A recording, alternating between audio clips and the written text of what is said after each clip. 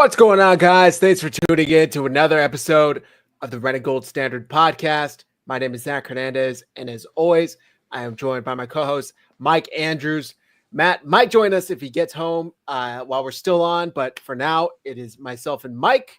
We got a great show planned for you guys this evening, tonight, wherever it is that you're watching from, whatever time zone. We're going to be previewing the Super Bowl that's tomorrow. We're going to be talking about the latest 49ers news, new additions to the coaching staff. And if we have time, maybe we'll go into the awards that were handed out last night. Was that last night?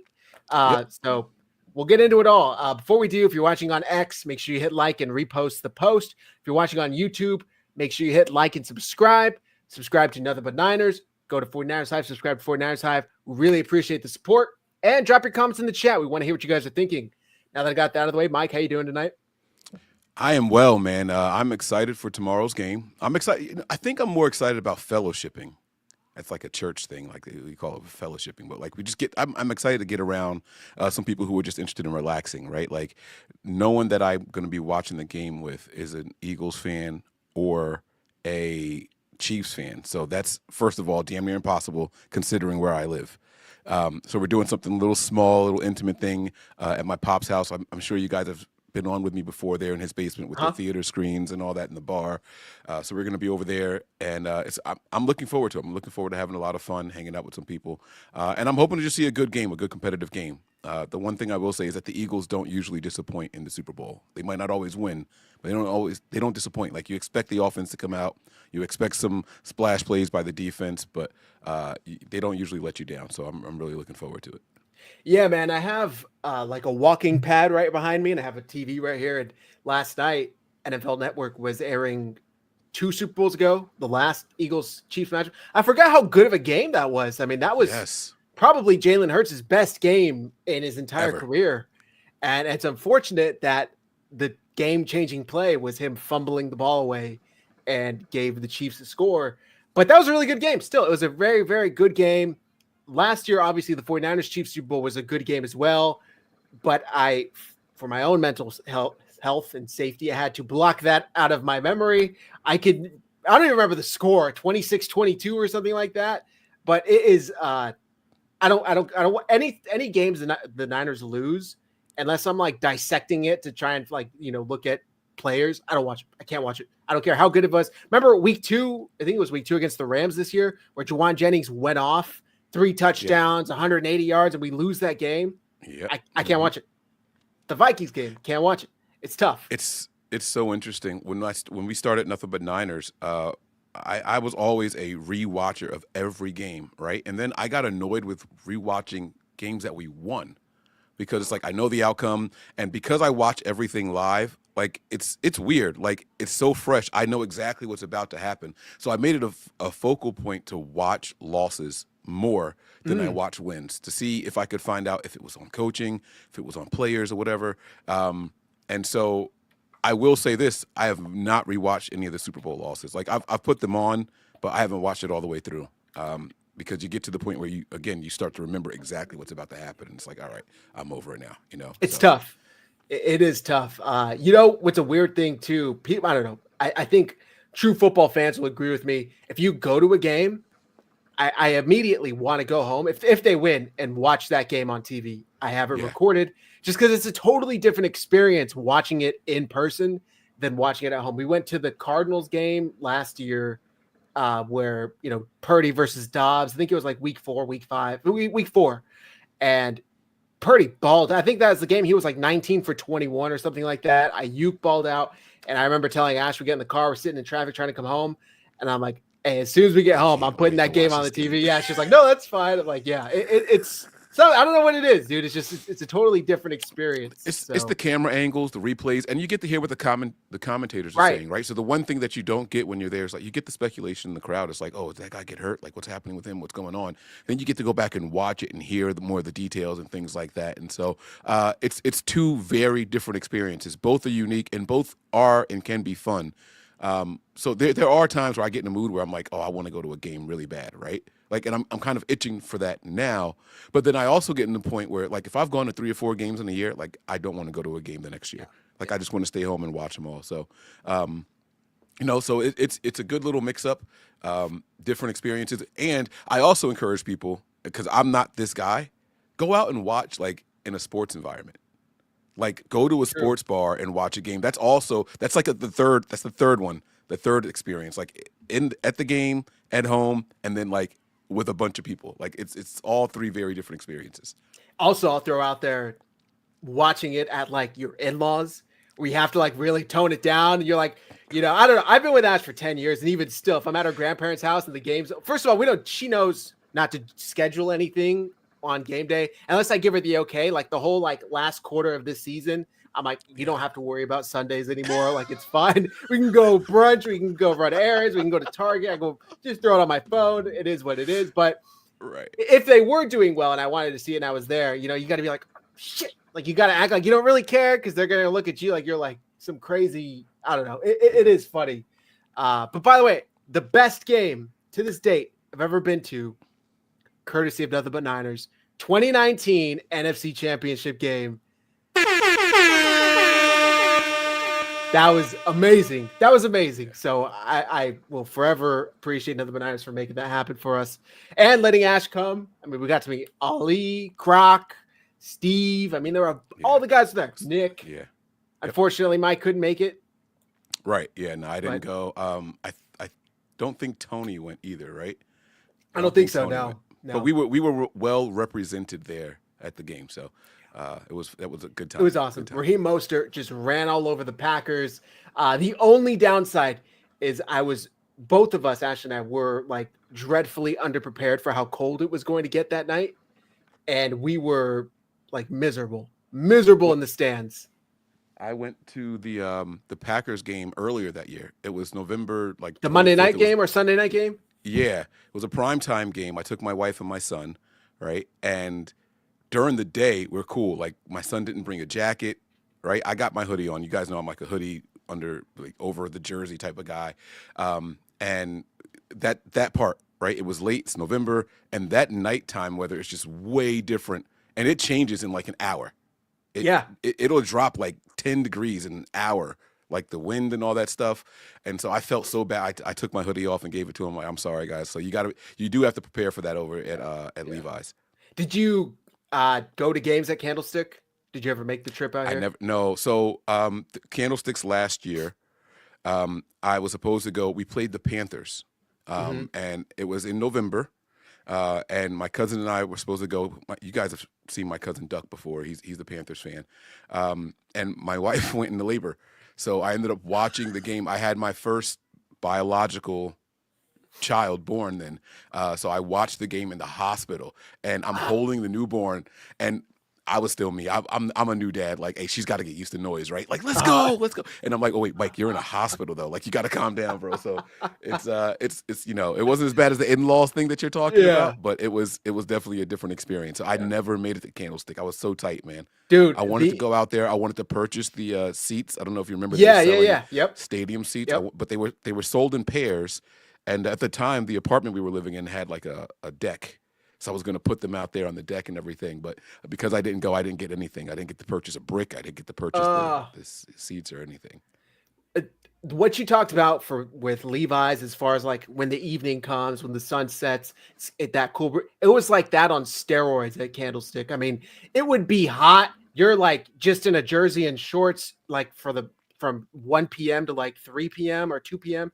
And then after the second half, midway through third quarter, fog rolls in, the sun's gone, and suddenly you can like see your breath. It was crazy. It was so crazy how cold it would get at Candlestick. Just like that. Yeah. So I don't miss that. I am glad at least Levi's is more stable, I guess you could say. It's not as much of a shock. Yeah. All right. Anyway, enough of reminiscing on great times at Niners games and stadiums. How are you feeling about this game, Mike? You said you're excited. I know a lot of fans don't feel the same way. Why are you so hyped for it? Well, I know fans like Debo helped, spur this like we hate the Eagles thing, right? Like, and so I get it. Like, we don't care about the Eagles, and then there's the Chiefs that have torched us, right? Like we know we have our history with the Chiefs, so it's like it's just the team that Kyle can't beat. So we definitely don't want to see them win either. But I'm excited I can't wait to see if they get a good Barkley game and a good Hurts game. Now, and I don't think Hurts is going to do what he did in the last Super Bowl at all, because he was running all over the place. He actually had, I think his rushing stats and scores were more impressive than his passing stats, but he did everything he could to will that team to a win. That was a phenomenal game by that young man. And I hate that, no shot at you. I hate that people put that turnover on him is the reason they lost that game. How about the defense get a damn stop? True. It's not like the offense wasn't sustaining drives and giving them rest, right? Like with the Niners, like in the Super Bowl losses that we've had, the offense just goes 3 and out 2 or 3 times in a row, and you can see the defense, it takes a toll on them. The Eagles weren't doing that in that game against the Chiefs. Like that's not. Did they put up 28 points? Who? In that Super Bowl, the Eagles? Is that was it? They put up 30-something. They put up 30-something points. Oh, geez. Okay, let me pull up. It was like, I think the final score was like 32-35 or some shit like that. I'll pull it up really quick. But they put up a ton of points. So it was right, 38-35. If you there you go. Put up 35 points, that should be enough to win a game. Yeah. Like, come on, and that was kind of my point with it all. It's like that's not on. Like, I get it. He did have a very untimely turnover, but come on, like the kid was doing everything he could in that game. Like that's one thing I don't put on him in that one. He played very well that game. He had 3, I think, rushing touchdowns. Mm-hmm. Granted, 2 I think were tush push, but he played very well. You know who else had a quietly like really good game when I was watching the game on last night? Was on the treadmill here. Dallas Goedert. I don't think like stat wise he necessarily like stuck out, but so many key catches on 3rd down, 4th down, insane ball control as you're, getting hit. You got 2 defenders, you're going down to the ground, toe tapping. Dallas Goedert played a really good Super Bowl in 2 years ago. So I'm interested to see what he brings tomorrow. I just think this is a matchup. I think a lot of fans this is like their worst case scenario, but I will caveat that with, imagine if it was the Rams instead, then you would have had to root Rams or Chiefs, like your next door neighbor rival that swept you this year, or the Chiefs, or it's the other, like, or the other rival that has swept you every time. Yeah. Kyle can't beat the Chiefs. He can't beat it's them. like, yeah. He either loses a quarterback to a torn ACL or loses the Super Bowl every time he plays them, apparently. Yeah. Well, they did lose in the regular season this year. Yeah. So I'm all for Barkley to have a Super Bowl win and Vic Fangio. Those are the 2 guys that I'm really, really pulling for here. Yeah. And not for nothing, I hate to say it because I really don't want it to happen, but I think it'd be cool for Hopkins to get a Super Bowl as well. Like he's a top 15 all time, maybe top 20 all time wide receiver in my eyes. Hopkins, yeah. All time?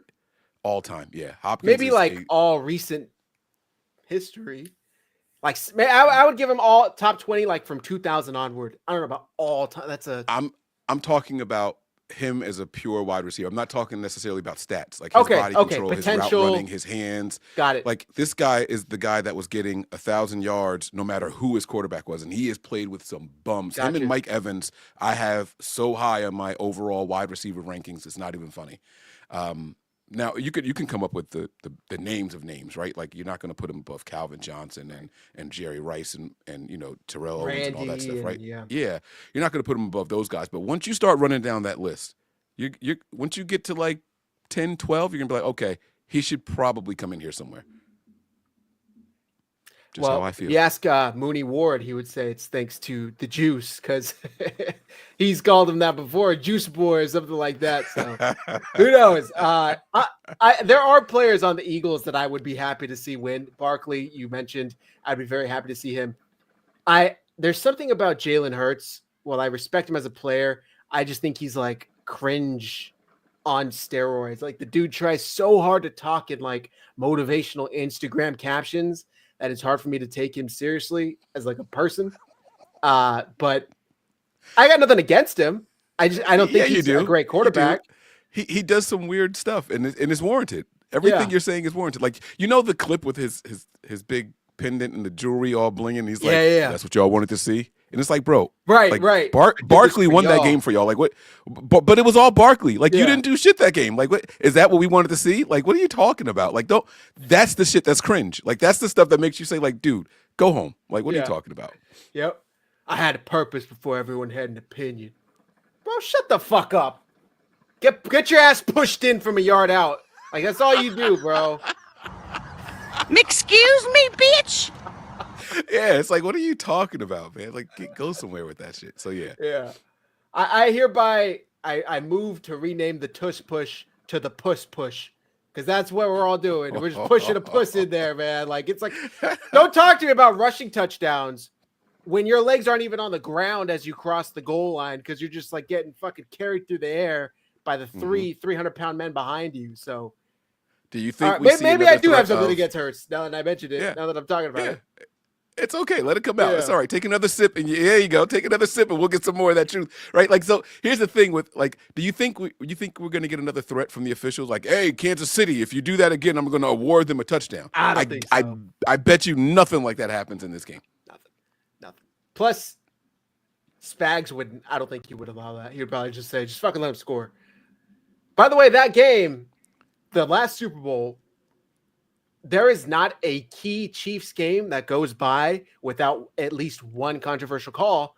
And do we all forget like the 3rd and long that they got a stop on that Darius Slay got called for a phantom? I don't know. I think it was Bradbury. Bradbury gets called for like a phantom hold on Juju Smith-Schuster. And even Greg Olson's like, I don't really like that. You know, like they've been letting him play all game long. And now with the game on the line, you want to throw a flag for holding when he barely had his hand around his hip. So we'll see. I would not be surprised to see the Chiefs benefit again from these phantom calls, these roughing the passer, these unnecessary roughness, unsportsmanlike conduct calls.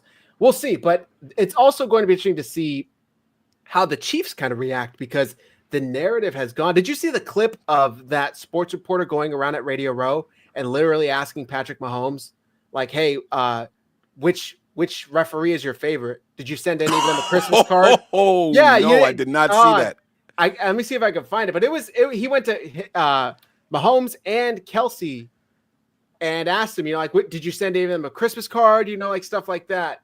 So it was. I love it.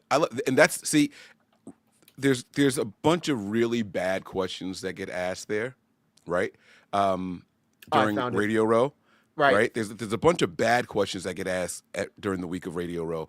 And there's also some that it's like, when you let the fans get a chance to go in there, this is what you're going to get. This is what you're going to get. So I'm all for it. Let's hear it. I've never seen this, so I'm excited. Yeah. Patrick, for your whole career, you have had so many great people help you win. So who is your favorite ref? No, all the refs are great, man. All the refs are great. They do the best they can. And go out there and play the game the right way. Is there one that you give a Christmas card to every year, possibly? Not that I can remember. I'll have to talk to some of my teammates and figure it out. Patrick, you could tell he's like trying to be. Oh yeah, he didn't want to be a dick, but that one cut him. That one cut him. Like you heard the laugh right after. He's like, "There's so many people that have helped you win along the way. Who's your favorite ref?" And not for nothing, his answer was pretty good. All of them, because they all fucking help him. Yeah, so that was I believe that part, but he definitely caught him off guard. And you said that he asked Kelsey also. See, I think the same guy. I'm trying to find it, but if they caught Kelsey with some alcohol in the system, he might have let the guy have it. But remember when Kyle was all blasted at Radio Row like last? Yeah. It was such a good. I see this clip from Travis Kelce saying if you could ask one question to the media, he would want to know why they are leaning into this whole ref conspiracy thing. Like, bro, get the fuck out of here! Look at this. Ian Sharp, Chiefs lost the penalty count once in the last 10 playoff games, and Chiefs fans will tell you, "What? We can't be the more disciplined team." We can't be the more prepared. It's like, bro, that's not the case in weeks 1 through 18. You guys lead the league in holding penalties, offensive holding, and then magically throughout the playoffs, false starts. None of those happen. Like it's too obvious to me. And I've never been that guy. You know, like I've never been the one to be like, this is rigged. But I feel like it's not like the refs are willing the Chiefs to win. they probably just help, hey, key third down here, incomplete pass. How would you look at that? The crown of the helmet stuck Patrick Mahomes, so that's a penalty. Yeah. It's 50. It's like, it's too easy. It is too easy. By the way, Chrissy says, Mike, I remember your 24-hour marathon last year. Called in my Niner cheer. I remember you did 24 hours straight. Yeah. That was rough. And the day before the game, like, what was I thinking? Yeah, That was like insane. I don't know what I was thinking. I'm not doing that again. Yeah. Not the day before the game, at least. yeah. I'll try and find the video of that same guy asking Kelsey, but it was good. And Kelsey's like a little fucking prick about it, so he wasn't as PR as PC. Mahomes. Yeah. But That's funny. anyway, I mean, if you find it cool, if not, but like I said, I can just imagine how he felt. You know what I mean? Like he just that's not a question that you want to get asked in front of everybody, and now you got to answer. Oh, here we go. Well, you don't have to answer. I guess you could say like next question or get out of here with that. Travis, what do you love more, Taylor Swift or phantom 15-yard roughing the passer penalties in the playoffs? It's a good question. Anybody else? Travis. that's it. That's the kind of response I expect from Travis Kelce. Yeah, exactly. Yeah. So it is what it is. You just gotta. Hey, they have been chosen to be the new breadwinner of the league, and it is what it is. I knew going into last year when the Niners went into the Super Bowl, they'd have to overcome the Chiefs and the refs. And I wasn't even complaining about any of the holding. I wasn't bitching about any of the false starts because I was expecting it. And I was hoping Kyle, Wilkes, Bosa, Fred would have been expecting it too and understood what would have been required to win that game. And even though they did the best they could, it wasn't enough ultimately. So yeah, the shoulda couldas of that game, man. I mean, I don't even want to. All right, Right. I'm getting goosebumps just thinking about it because, like, I swear to God, that game is different if we don't lose a linebacker. Yeah, if Greenlaw doesn't go down. Oh my God. I keep seeing the sentence that cracks me up about this Super Bowl is, unfortunately, there has to be a winner, but thankfully there gets to be a loser. So luckily one of these teams will lose. So we can at least put that on our backs. I just think there's no way they don't three-peat. At least that's what the NFL wants. Did you see that the NFL struck an agreement with Pat Riley to license three-peat, since Pat Riley owns all of the trademarks for three-peat from when the Heat did it? I knew Lakers, that. sorry. Yeah, I knew that Pat Riley had it. I didn't know that the NFL was able to make that happen. Well, they struck an agreement with him, apparently. Wow. That's what I read. So it's like, it's kind of weird. I get maybe talk wanting about to be vested prepared. interest. Right. David says, my concern is the ref talk and questions now the past week, especially, is only going to make Casey even more pissed off, motivated, and folks make a statement in the game to shut people up. That'd be totally fine with me. Win the fucking game fair and square. If you really think you're that good of a team, you should want to do that. I'm sorry if people pointing out that you have been completely helped over the last 3 years makes you angry. Right. That's not our fault. We're just telling you what happened. 31 fan bases can clearly see what's going on, and there's one that's like, you guys are just salty. Come on. Even going back to this year in the regular season, the PI on Cincinnati that allowed the Chiefs to, on 4th and long, allowed the Chiefs to get into field goal range, kick a game-winning field goal. The very next week against Atlanta on Monday Night Football, 3rd and goal, beautiful touchdown pass to Kyle Pitts. Pitts is literally tackled in the end zone before the ball gets there. No flag. Yep. It's like, oh, wasn't it just you just do that? Yeah, same flag a week ago, but Chiefs were on the receiving call. Now it's on the other end. There's no flag. So it's ridiculous. My whole hope is that the Chiefs three-peat, and then the NFL is finally okay, enough. We can move on to enough of the Chiefs. We can finally, because people are trying to say oh, but nobody cared about Tom Brady. Other teams won when Tom Brady was still in his prime. There was a 10-year gap in between Super Bowl rings for Tom Brady. So, and he still fucking finished with 7. Speaking of Tom Brady, did you see there's a clip going around of him talking about how the losses in the Super Bowl like stuck with him more. He was like, like I was in college, we won the bowl game, okay, no big deal. I get to the NFL, we win my first Super Bowl, okay, no big deal. We win the second one, no big deal. But then that loss, like I thought that he was really, really like dropping a jewel there. And it's stuff that you kind of hope motivates I have it here if you young want to guys. if you want to listen to it. It's pretty long, but yeah, I mean it's I'll probably play like a minute or two. Yeah. It's 4 minutes, so we'll see how much. The movie. I'm No. gonna talk. No. None. I literally went wire to wire for 2 weeks. I just realized how important these games were. And I think for me, what I realized early in my career about Super Bowls was This guy's cheekbones get more and more defined. It's insane. He gets. it's like I went to college, we played in the Orange Bowl, I won. We went to the Citrus Bowl, we won. Okay, now I'm in the Super Bowl, we won. All right, what's the big deal? We didn't have a great season in 2002. We won in 2003. What's the big deal? We won in 2004. What's the big deal? Right? Then you go to 2007 and you lose.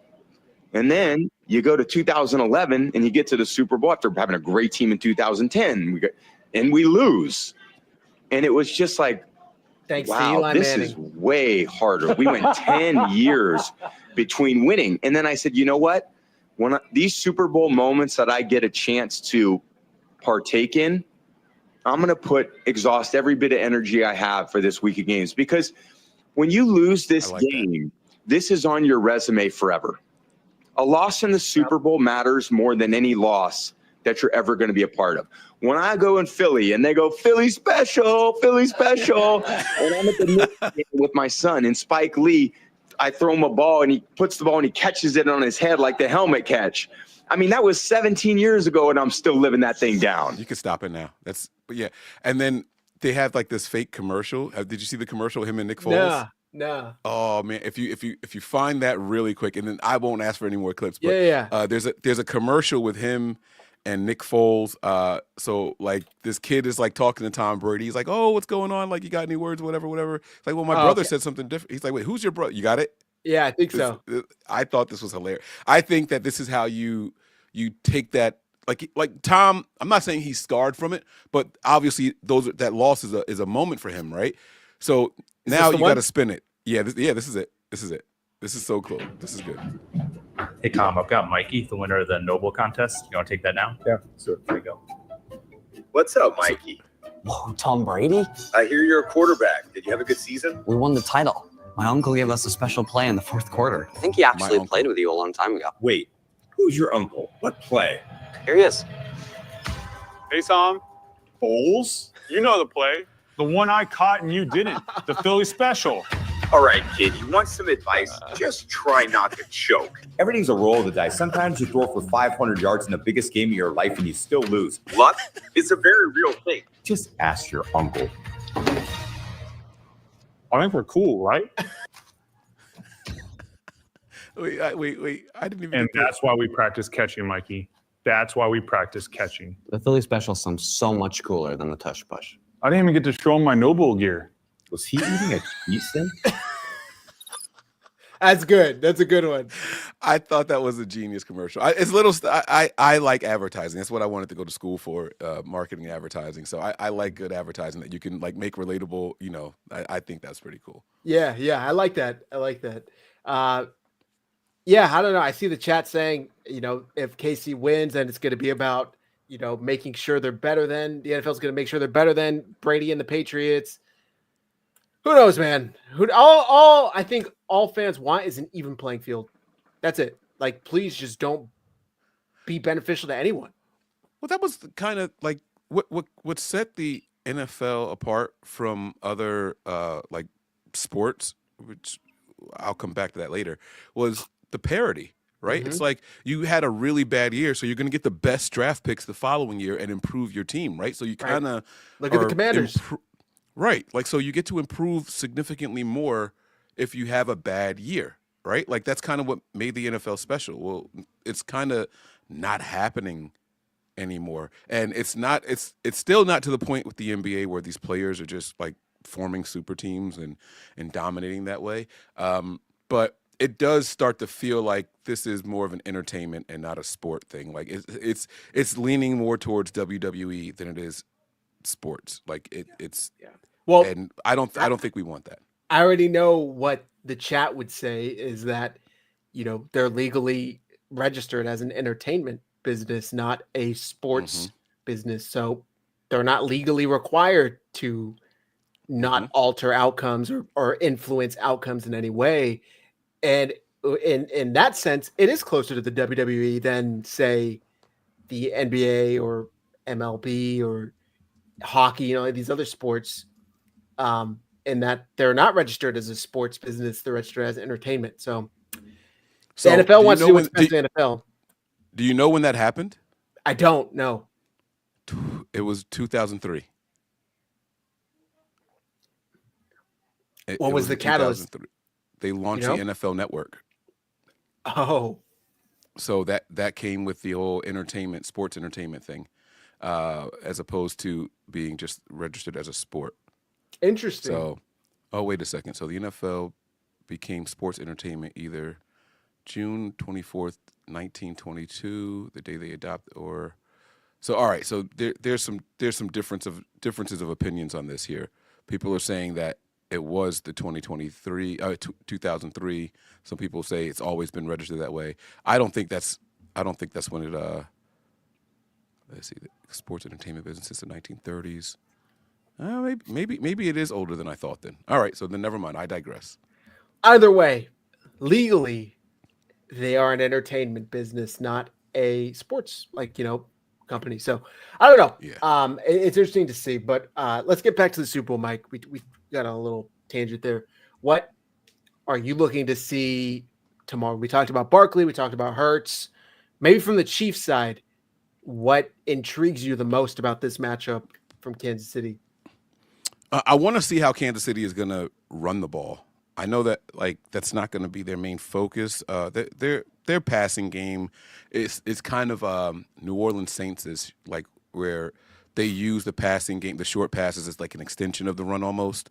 You think back to when Drew Brees was with New Orleans. So I want to see if they're going to be able to actually run the ball well, and that's because I hope that they could eat some clock up, make the game a little bit shorter, less passes. I honestly believe that Patrick Mahomes is still one of the players that puts the ball in harm's way more than the average quarterback. And so maybe they want to kind of get away from that, because with the Eagles' ability to score so quickly, even on a run play, right? True. If you didn't think that was the case through the regular season, you definitely have to believe that's the case now in the postseason. Like Barkley just will take a ball 76 yards, 82 yards, to the house at any given moment, right? So they're going to have to I think they're going to try to change up their game plan, their plan of attack offensively. I want to see them use those guys out there. They got Hunt back, right? And then there's Isaiah Pacheco as well. I want to see those guys really have a role here. Just ball control the clock, a couple of safe passes, and then the occasional shot or two down the field. What I don't want to do is see this, every time they throw the ball deep, here comes a flag and it's illegal contact or someone hurt or someone hit Mahomes or I just don't want it to come down to that. I want to see the Chiefs running the ball. We have to remember that these are two really good defenses going against each other. I don't think this is going to be a 35-38 event by any stretch of the imagination. I'd be surprised if any one of those teams scored 30 points in this game. Not to say that they won't get close. I could see 27-28 for the winner, right? Something like that, 28 points for the winner. But I don't think it's going to be easy for either team to score in this one. Spags is always well prepared, and Vic Fangio is one of the best as well. So two really good defensive coordinators going at it. And I think the only way that you're going to really take the top off of this thing is if you can have a successful run game all game long, not just the first half. You're going to have to do it consistently all four quarters. Yeah. So I think when you look at this team, offense versus defense, Eagles to Chiefs, and then Chiefs offense versus the Eagles defense, what stands out to me is kind of the Eagles' pedestrian passing offense. I don't really know what's going on because during the season they looked good. There were times where Jalen Hurts looked good. He throws a great deep ball, and then not really much else. There are a couple plays where we've seen him drop back and actually have to go through his reads and whatnot. It doesn't look. He doesn't look comfortable doing that. You know what I mean? He wants to get the ball out on his first read, or he wants to throw it deep. Spags, I think, is really going to challenge Jalen Hurts and is it Kellen Moore, the OC for the Eagles, to come up with a passing plan that allows them to not rely on Saquon Barkley having like 35 touches tomorrow night or tomorrow evening, which it could be a rest. If you tell me right now Saquon has over 34 and a half rushing attempts, I'm like 50-50 on whether or not they win that game, because maybe that means that they're doing so well they can handle the ball, but that also means they can't get shit done in the passing offense, and they're just trying to force feed Barkley, and it's not working. The Chiefs' defense historically has been stout against the run. I mean, the 49ers had the best running back in the league last year in Christian McCaffrey, and he had a hard time getting the ball. I mean, we're talking 2 to 3 yard chunks at a time. There was no big run. You could argue Barkley this year is better than McCaffrey last year, and maybe that is true. I don't know. I think the biggest offensive line. Yes, the biggest catalyst is the Eagles' offensive line. If Brock Purdy had that offensive line last year, he's like dicing them up for 300 yards, 3 touchdowns. And that's what I think is the most frustrating when it comes to watching Jalen Hurts is like, are you kidding me? It's like having like a team of world star, chefs, and you want a PB&J. It's like, brother, you're sitting back there for 5 to 7 seconds and you take the check down, or you run it out of bounds, or you throw it in. It's like, it's so frustrating to see so little come out of that. But there is somebody that has taken advantage of that situation, and that is Saquon Barkley, who just comes in from New York, is just having a monster season. And he had a monster championship game, or a divisional game, I should say, against the Rams. He busted off like 2, 80-yard rushes. Same against championship game against the Commanders. He had a great game as well. So I'm interested to see how the Chiefs and Spags adjust to handling a running threat in Jalen Hurts, but also this year's top running back in Saquon Barkley. I talked about Dallas Goedert a couple, 20, 30 minutes ago in the last Super Bowl they played. I think he's an X factor as well, but now the Chiefs have Xavier Worthy, somebody who could take the top off. We've seen Andy Reid get him involved in the running game, and I think he's becoming, at this point, a little bit more than just a deep threat, and maybe his route tree is a little more developed. They're using him in more ways than one. I don't see how the Chiefs don't come away with the dub. Like, honestly, we'll save the predictions for later, but I just don't see. I don't know. I feel like in order for the Eagles to win this game, they would have needed a Josh Allen at quarterback, a Joe Burrow, even a Matthew, like a Stafford, like a top elite talent. And I just don't think Hurts is that. And I think that is like the biggest glaring, shiniest red spot when we're looking at both teams on paper. What is the weakness? You got Patrick Mahomes, and then you got Jalen Hurts. And nothing against Jalen Hurts, but he's not there. Yeah, no, I'm with you. I don't know if Hurts needs to be that in this game. You just talked about the offensive line and Barkley. Like, don't forget that the Eagles started 2-2, right? And then they just went crazy. Like, they finished the season 12 of with the last 13. one more loss. Right. They lost one more game, which, by the way, was to Washington at the end, right? But my point is, it took him a while to know his offensive line. Now that he knows it, there's no need to change it up. You talk about the chefs, right? Like, if you know what their specialty is, you keep doing that. And Hurts, you just need to go out there and be efficient. You don't have to throw for 300 yards like you did the last time you guys played them. You know what I mean? You still have Devontae Adams. You know what I'm saying? Like, I'm sorry, Devontae Smith. Adams, look at me. You have Smith over there. You got Brown over there. You still have guys that are going to be dependable when you throw them the ball, right? Just make sure that when you do, you're accurate, right? Just be accurate. And I think he can do that in this game. That offensive line is going to open up holes for Barkley. It's going to buy some time for Hurts, right? Okay. Just go ahead. Can I ask you a question? If I tell you tomorrow Jalen Hurts' stats are 14 of 23, 182 yards, 1 touchdown, 1 interception, and 1 rushing touchdown, do they win that game? Yes. Really? Yes. I don't think so. Absolutely. If he gets a passing touchdown and a rushing touchdown, this game is over. This game is over. If he can throw for a touchdown and run for a touchdown, this game is over. Yes. And maybe that's the emotional, like, I hate the Chiefs type of thing, right? Maybe that's what that is. But that means that, first of all, if he's not throwing the ball 30 times, they're not stopping the run. Right? So on offense, you're going to get about 60 to 70 offensive plays. You're going to get 60 to 70 offensive plays, right? So if he's only throwing the ball 24, 25 times, that means that you're running the ball at a decent clip. That's success. To me, that says success. So I think, go ahead. Let me read out Jalen Hurts' passing attempts this entire season. Week 1, 34. Week 2, go ahead. 30. Week 3, 38. Week 4, 30. Stop. Now, before you go, I wanted to remind you, that's when they went 2-2. Yes. And I said Barkley had to learn the offensive line. Very good point. Okay. But here we go. Week 5, 25. Week 6, 14. He was 10 of 14 versus the Giants. Week 7, 20. Week 8, 24. Week 9, 20. Week 10, 28. Week 11, 22. Week 12, 19. Week 13. Did he miss games? Am I missing games? He went out against the Washington, but there was also a bye. Don't forget about the bye. So that's probably why he skipped weeks. Okay. But after week 4, so let me go back here. The 30s go away. 1, 2, 3, 4. There's only one game in the final 14 weeks, 13 games that he threw for over 30 pass attempts. Yeah. I just think that more is going to be needed of him to win this game. I think the Chiefs defense is that good against the run, even against a guy like Barkley, that they're going to need a prime Jalen Hurts, like what we saw 2 years ago. If you give me that Jalen Hurts, I'd be a lot more comfortable picking the Eagles, because we saw DeAndre Swift. The guy's like, I'm not gonna say that. He's got the mind of a the mind of a toddler. It's like, it doesn't. I don't understand his thought process, man.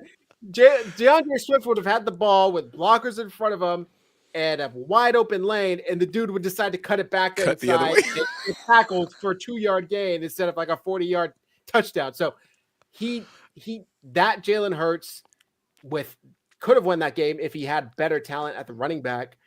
He does have that, but now it's almost like they did the Uno reverse card on us. Now Jalen Hurts is kind of getting carried and kind of been what's slowing down the offense, and the running back is running things. So it'll be interesting, man. I don't know. So let me ask sold. this question then. Let me ask you this question, because I understand and I acknowledge I see what you're saying here. Do you think the Chiefs are putting up 25 points in this game? That's probably right around where I would say they score. Right. Over under 24.5, I would put it at. So if you're telling me that if you're because we got to remember that the Eagles have a good where do they finish? They finished first, right? Didn't they have the number one defense this year, right? So Shout out to Zach Vaughn.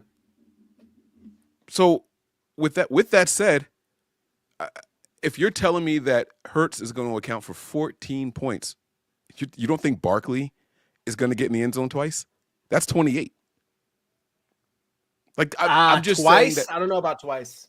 I'd give him one. Really? I'd give him one. Okay. I cannot wait. This is good. And this is what makes it fun though, right? It's like we don't have a vested interest. And our emotions are negatively the same for both teams. So it's like we hate them both just as much, right? So it's like screw them both. That kind of makes it like a wash. Like now we can really just sit back and really talk about how this thing is going to play out. The Chiefs, everyone's been saying it is the most vulnerable they've been. We said it last year. We're saying it again this year. But now they're going up against a really good offensive line.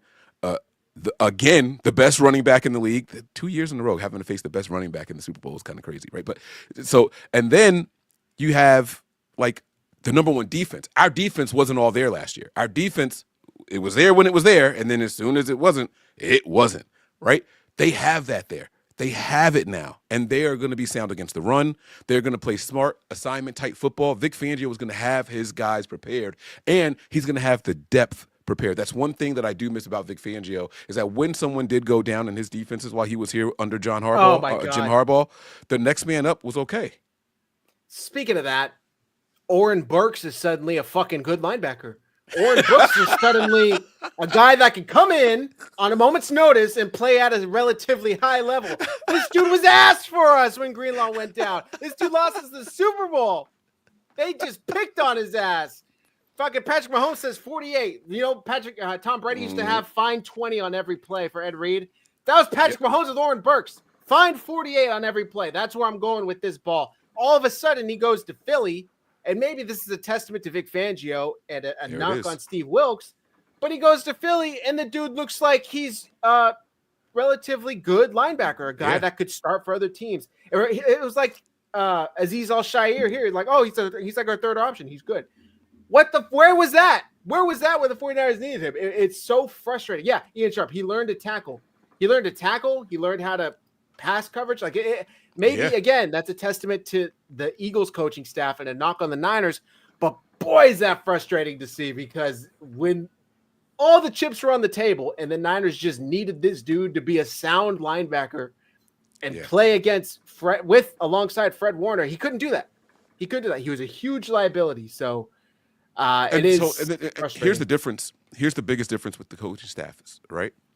When Greenlaw's not in, we see Fred Warner all the time overcompensating. Yes. Right? He can't just key off and go the way he wants to. He has to always look before he goes, right? So he wants to go this way, but before he can bite, he's got to look to make sure that guy is there. That half a second of hesitancy is all it takes for a big play in the NFL. And so when that happens, this is why I said Fangio will have even the depth prepared, because Fangio is going to go out there, you guys, that Belichick quote, do your job. Don't worry about if that guy's out of place, that's on him. Worry about what your assignment is here, and that's what Vic Fangio drives home so well everywhere he's gone. Everywhere he's gone. Even when he was in Denver, I think he was a little in over his head as a head coach. So let me be clear. I'm not saying that he was great over there. I'm not saying that they had great defenses, but there were games and they played the Chiefs tough when he was over there. So I think that you gotta coach that knows Patrick Mahomes pretty well. A defensive coordinator, I should say, that knows Patrick Mahomes pretty well and the tendencies of Andy Reid now. He's got that experience. I think this is all the stars are aligning. I do. I don't know, man. I'm interested to see how this plays out. That is a good point, because previously, although they got hired to head coaching gigs after the Super Bowl loss in Jonathan Gannon and Shane Steichen, you could argue Vic Fangio and Kellen Moore are like a level above them as far as coordinators. This is like a totally retooled and upgraded Eagles team with, I'll say it, a downgraded Jalen Hurts. Like I hate to be the guy that's like constantly knocking it, but if you compare 2022 to 2024, it's like night and day difference. This player does not look the same. He doesn't look as comfortable. He doesn't look healthy. Maybe that's it. I know he had a couple of injuries this year. He doesn't look like he's fully healthy. But it's just not as smooth as it was in 2020. In 2022, he was like a legit top quarterback. I don't really see that this year. But I think that there's good and bad to it. I talk to a lot of Eagles fans. My buddy, my guy Glenn, we work together, and he is a avid Hurts hater. He just thinks Hurts is just the most worthless quarterback. He's an Eagles fan, yeah. He thinks that Hurts is the most worthless quarterback out there. But once you can identify your quarterback's strengths and weaknesses, you just got to play to them. Don't ask them to do more than what they're actually good at. You know what I'm saying? And so if that's going to be half field reads and then you scramble the opposite way, let me send 3 wide receivers to the left side of the field. And if you don't like what you see, you run to the right because the defense is all on the left side, then you work with that. And I think Kellen has done a good job of that and in protecting Hurts. And you're going to lean on your run game. You're going to lean on your run game. You're going to lean on your defense. And you just got to go out there and this is a game that a game manager can go out there and win, honestly, because I don't buy into the Chiefs offense. I'm not a believer in that Chiefs offense. I'm sorry. How many games this year did the Chiefs score more than 30 points? Did they at all? I'm going to set the over-under, and we can include postseason for this. I'm going to set the over-under at 2.5. I don't think they did at all. Really? Maybe in the Bills game, but I remember it being in that game and them saying, or maybe they did it against us. Did they do it against the Niners? Let's see. Here, I got their thing here. They got 30 against the Panthers. Hold on. Let me go to the top here. So it starts as preseason. All right, here we go. 27, 26, 22, 17, 26, 28. That's the Niners. So, no, they didn't get 30 against us. 27. All right, boom. 30 for the Buccaneers. 16, 21 against the Bills. 30 against the Panthers. 19, 19, 21, 27, 29, 0. Wow, they got shut out this year? Against the Broncos, right? At the end of the year? Yeah. No. Holy Yeah. smokes. Yeah. They did. They had all their stars. Oh, that's right. Yeah. That's right. Everyone was chilling. Okay. And they lost that game, right. so the Bengals, well, coincidentally, the Bengals wouldn't get in the playoffs. So yeah. And then 32 against the Bills last week. So twice. Or 2 weeks ago. Twice. That's it. They scored 30 on the head twice and then over 30 once. I mean, this offense is not the same. And I understand what you're saying about Worthy kind of coming into his own and all that stuff, and I get that. But it takes a lot for them to do it.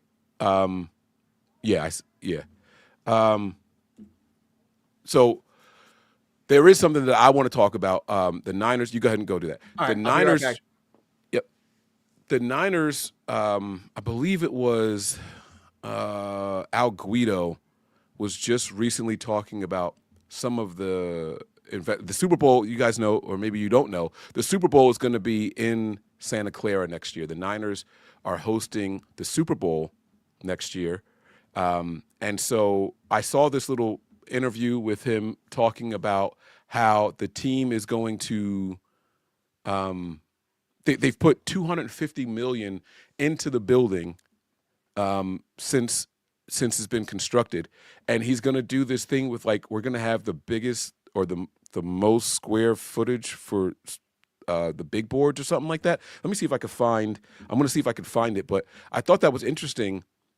Hearing Al Guido talk about the boards, and let me see. Here we go.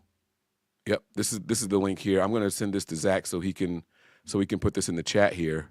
But this is interesting, and what I wanted to ask people was, if you had $250 million to improve the 49ers current stadium, what would it be? And before everyone starts talking about shade for the summer games and all that stuff, we have to remember that they are in the flight path, and so the height of the building is affected by that naturally. So it's going to be really tough for them to add shade. I understand all that.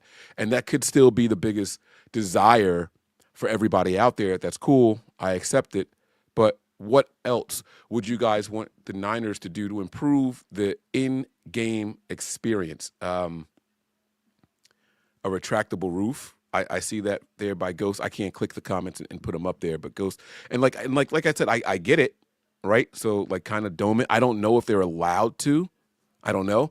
I do know that I believe that they're supposed to be, like, that amusement park parking lot and all that stuff is supposed to be getting pushed out and all that. So there should be some changes. But I sent it in WhatsApp, Zach, the Al Guido talking about the $250 million of updates. My question is, what would you, if you knew that the Niners had $250 million to improve the in-game experience, what would you do? Do you think this is worth it? So let's see what he says here. Shout out to the SF Niners for the video. Yeah. You guys are making some updates to Levi Stadium. What are some of the fans going to be able to expect when we get ready to show up for the Super Bowl at Levi's? Well, you're gonna start first with like big TV. So if you drive by Levi Stadium now, you'll see the entire scoreboards are gone. So are they? They're all gone. And so it's already started. It's already started. Okay. So all the digital footprint of the building is completely changed. And so when you walk back in next year, it'll be the largest square footage of video boards in the entire National Football League. So very, very different. You're going to see a bunch of new fan experience within the concession stands, the plazas, the parking lots. I give the York family a lot of credit, and this is on behalf of our fans. We've invested $250 million into that building since the day we opened to continue to enhance that fan experience. For all the Niners fans, we weren't perfect in year one. It's hard to open a venue. I thank you very much for your patience. We have made that a home field advantage. And just keep telling us where we got to get better. But for the good news, the Super Bowl people will see it, but our fans will actually see it first. When they walk in August, all of those changes will be there. well, you don't get a Super Bowl unless that happens, right? So Right. you need a great venue to be able to host. And then for us, we're lucky. We just get to be tenants All right. for a huge game. Look at you. All So- right. Because it's just Enough of the riffraff. so he says square footage for the scoreboards, right? And at first I'm like, wait a minute, because I've been there. There's no big board in the middle, like with Jerry's World and the Rams and all that. So what he's talking about? But he's talking about the end zone Right. screens. Maybe there's going to be some on the sides also. Maybe I don't know. Big deal or no big deal? Honestly, what do you think about that? Because I can say, and I don't know if they still do it or not. That gold mine section, give me a better screen to look at. So I kind of get it. Yeah.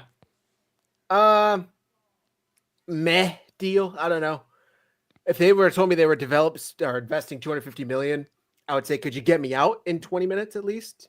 Like when I'm leaving, do I still have to sit in like 3 hours of traffic to get onto the freeway? That's like half a mile. I understand it's not all their fault, but it's like, I don't know, big TVs. Is that? I thought Is Great Adventures shut down officially? Like, wasn't America? something supposed to be Great America? I'm sorry. Isn't something supposed to be like going I away? don't know if it's officially shut down. It might be officially shut down, but either way, it's like barely open at the same time as that. So why do you think that might help? Well, spacing, right? I don't know what's happening out there, so I don't want to, speak, on something that I don't know about. But I just feel like they should, and we know part of the $250 million was the Wi-Fi. I don't know if you remember, they made a big deal of it a couple years ago that we've enhanced and we've added signal boosters for the Wi-Fi in the stadium. Everyone's reception was really bad, so they did that. I think that was like 3 years ago. I think they did that. And I can say that from my first time there to my last time there, I did notice a difference with the signal. It still wasn't the best. It'll tell you have full reception, but the signal was still a little choppy, for people trying to go live at halftime and things like that. But aside from that, you have that. You have the boards now. And they said retractable roofs, which I just don't think that they're allowed to do because of the flight. Yep. The flight path and patterns and all that stuff. So they're not allowed to do that. But what other kind of improvements? And I like that one, right? Getting in and out. I think 20 minutes is. When you say get out, are you talking about out of the stadium or out of the parking lot? Out of the parking lot. There's 12 different parking lots. It's not like there's one parking lot. You got to walk a mile if you're parking in any of the other non-blue lot 1, 2, or 3. And then by the time you get there, you still got to sit in your car for another hour just to get out of said parking lot. So, and then on top of all of that, they have traffic closed going only one way. Like, I understand that's not Levi Stadium's fault. It's not. It's the city's fault because that's how they want to run things. But I just feel like the fan experience, me going to a game, is frustrating. Like, game aside, football aside, like the actual intent or details and intangibles of me physically going there, it's a pain in the ass. Like, nobody wants to deal with that. I think I've been to Levi's 5 times, maybe more. But every time I go, I don't think I've ever driven. That's not true. When I took my wife and my son that November, that Packers game we were talking about earlier, I parked in a garage. So I did drive that time. But I've walked multiple times. I've tried to Uber, and the city just shuts down. They won't let anybody in close to it. So you walk 2 miles to a hotel, and then the guy still can't get to me. So I was like, you know what? I canceled it and ended up walking all the way back. And that took me 2 or 3 hours. Even though they have an Uber zone, right? Like, even though there's literally a designated Uber zone. Yeah. Right. But they won't let people in when the game is over. So what's the purpose of the Uber zone then? Like, so the city, again, like you said, that's not really on them. That's more on the city. But the game experience, how did you improve that if you knew that there was $250 million that they were putting into it? How do you improve the game experience? I heard about the whole, you can now order your food from the app and they bring it to you. Right. I don't know a single person that's taken advantage of that yet. Can you tell me how that is? What does that do? I assume you get the Levi Stadium app on your phone and you're able to buy food, and they have your seat numbers and they bring it to you once it's ready. But I don't know. I've never used it. That would be nice. I don't know. Can you put this comment up from Bouse the Gamer? This is a 49ers channel, and they've talked about the Super Bowl more than Niners. They've been live for an hour. Crazy. Do you see the title of this stream, brother? Like Bouse, like come on, bro. Like we'll seriously. talk about the Niners game tomorrow. How about that, Mike? Let's talk about the matchup for the Niners. Yeah. The couch versus the sofa. Like what? Come on, bro. Like, and we're getting to it. We haven't talked about the new defensive coordinator yet. Like, I mean, the new defensive assistant yet. Yep. Like, we're gonna get there, buddy. Like, but it would be silly for anybody to do a show this week and not talk about the biggest game of the year in all sports. Like, oh, so we're just gonna ignore. Like, come on, Bouse. Like, come on, man. That's a wild thing to type in there. Like, come on. By the way, I think Rudy hit the nail on the head here. They gave away their true intention at the end of the clip. It wasn't about the fans at all. It was about attracting a Super Bowl. I would bet, money that this was part of the agreement that they gave to the NFL in order to attract a Super Bowl here. We'll get bigger TV screens. We'll get the biggest in the NFL. And if you give us the Super Bowl, we'll implement those plans immediately and start getting those set up. And the NFL said, fine, we'll award you the 2026 Super Bowl contingent on you doing XYZ, which included larger screens. Because like you said, Mike, there is no center screen to watch. Yeah. If you're on the side, you got to turn to one side or the other. Mm-hmm. If you're on one side, then you're kind of, squinting your eyes trying to see it on the other side. Peering all the way across. Yeah. There's no real center screen. So I'm trying to think of how many stadiums I've been to that don't have the center screen. Now that you say, I'm trying to think of. I mean, I assume they have to be indoor to have one, right? Well, yeah, it has to have some kind of dome or retractable roof for right. sure. Because otherwise, what are you attaching it to? You know what I'm saying? So that there's that part. That's part of it. I think that the Niners. Let me start by saying this: the Super Bowl is cool. It's a good caveat and a great boost for the city. Second one here at Levi's, by the way. Right, but I don't think the Niners are hard up for events to do in that stadium every single year. In fact, I can't tell you how many season ticket holders and what are the light seat licenses people? What is it called? Not PDLs. What was it? PSL? I don't know. PSLs, yes. Yeah. I can't tell you how many of those people I've heard from personally, and they tell me, like, there's always some event. There's always some event. There's always something going on. Concerts and soccer matches, WWE, and they host the only thing I haven't seen done at Levi's, which I'm surprised about, is a boxing event. But again, it's because they can't protect from the weather. They can't guarantee anything. And so that's kind of going to knock them out of that. But you see that kind of stuff happening in Dallas and all that, like a couple different football stadiums do get a chance to host boxing events. And I only know that because I'm a big boxing fan. So I know that we haven't done that. But Beyonce's been there. Taylor Swift has been there. Like Paul McCartney's been there. Right. Yeah. The who's of performers have been there. And so I don't think that they were hard up. Like, I don't think they needed the Super Bowl to really give a boost to the economy, right? Like, they host plenty of events all year long over there. So I don't think that's necessarily the thing. But I do think that there's something about getting the Super Bowl there. And maybe, just maybe, if we're talking about this being an entertainment thing, maybe this will help the Niners next season. Maybe this will play into like, hey, we can't shit on these people because these are going to be the fans that are going to pack the stadium during the actual game. So no team had won the Super Bowl in their home stadium prior to the Rams or the Bucks, right? The Bucks and then the Rams. Yeah. And then it happened 2 years in a row. So or was it 2 years in a row? Maybe it wasn't 2 years in a row. But I think it was 2 years in a row, right? Yeah, because Brady was only Rams back to back. Yeah, because Brady was with the Bucks 2 years. So he won it the first year, and then the second year the Rams did. So it could happen. It definitely could happen. Damn, I had something on my mind I was about to say. I forgot.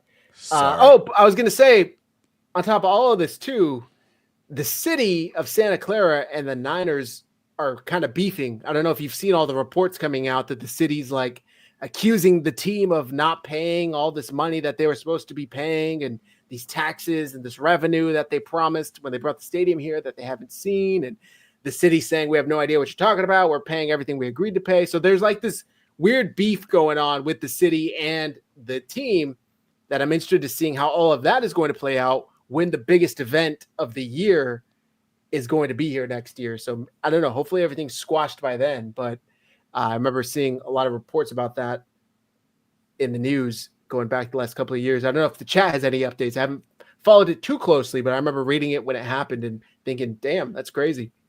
But it's so strange. Like why not? You know, like what? That's don't get shut down in your own city, bro. Like right. We'll be playing in Arizona for the next.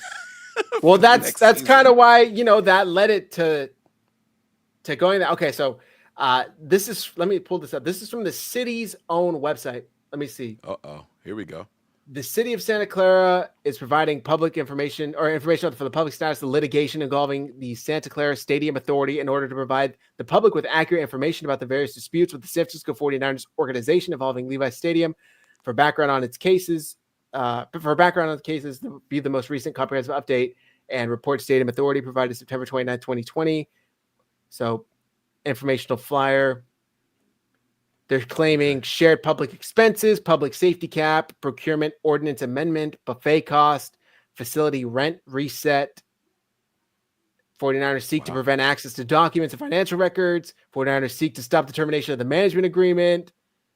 49ers sued the city to recover more than $1 million from the city's general fund for erroneously paid fees for parking use of the golf course. I mean, this is a 19-page, you know, PDF. This is going back and forth. So the city's upset, and the Niners are countersuing and suing, and winning some of these things. Yeah. You said it was over $1 million, right? That the Niners won from the litigation. So 49ers goal, hide spending, spend public money outside the approved budget, subsidize NFL operations with stadium authority revenue, hide records of their financial management, hide failure to pay prevailing wage, hide self-dealing. City and SA goals, not pay public funds that are not due to the 49ers, restore public trust in how the publicly owned stadium is being managed, ensure public funds have been expanded properly and legally, protect blue-collar workers at Levi Stadium, ensure the debt can be repaid, and the city's general fund receives what it is due. So I'm telling you, it's like a whole beef going on here. So wow, it's something to monitor. Because that's kind of not exactly, but it's similar to what happened and why they got, you know, why they left San Francisco to begin with, because their relationship soured. San Francisco wasn't willing to give them any sort of tax break when it came to building a new stadium. Meanwhile, Santa Clara was sitting here like, yo, if you want to bring that revenue over here, we'll happily give you a tax break. So the Niners took advantage of that. And now the city of Santa Clara is saying, where's all that revenue? We were supposed to be getting this, this, and this. I don't know. It's just something that came up when we're talking about this in my mind. So something to keep an eye on. But if you want to check it out, you can go to the City of Santa Clara's website. I'm sure they have it all on there. That's what I just pulled this from. So let's get into Gus Bradley, Mike. Is there anything else in the Super Bowl you want to talk about before we go to Niners? Just for Bouse. No, I'm kidding. We're going to save the Super Bowl predictions at the very end. Okay. We'll save it for the very end, just because I do want to see if Matt's going to come in. I know he got off work just about 15, 20 minutes ago. So we'll see if he makes an appearance, and we'll save the Super Bowl thing for the very end of the show. But we do have other things to talk about. Got it. So like I said, and we said to start the show, the 49ers hired Gus Bradley, who you may remember from Seattle. You may remember from Indianapolis. Was he in Atlanta? Maybe he was in Atlanta too. With the Raiders. I don't think he was in Atlanta, actually, with the Chargers. But Gus Bradley, if I remember correctly, and correct me if I'm wrong, was kind of like the whole architect of the Seattle defense that Kyle Shanahan is so fascinated of. Is that correct? Yes. Was he in Seattle? That is correct. Okay. And I assume Robert Saleh worked with Gus Bradley in Seattle. So there's going to be this kind of continuation, I guess you could say, of that here in San Francisco with the Niners. Robert Saleh. You got Robert Saleh. You got Robert Saleh bringing his special teams coordinator from the Jets back with him. This is great. I think this is a great hire. There were rumors that the Niners wanted to hire Gus Bradley as their defensive coordinator. I know a lot of fans were against that, saying he's not the best defensive coordinator. I'm happy they hired him just as a staff, advisor. What's your take on this hire, Mike?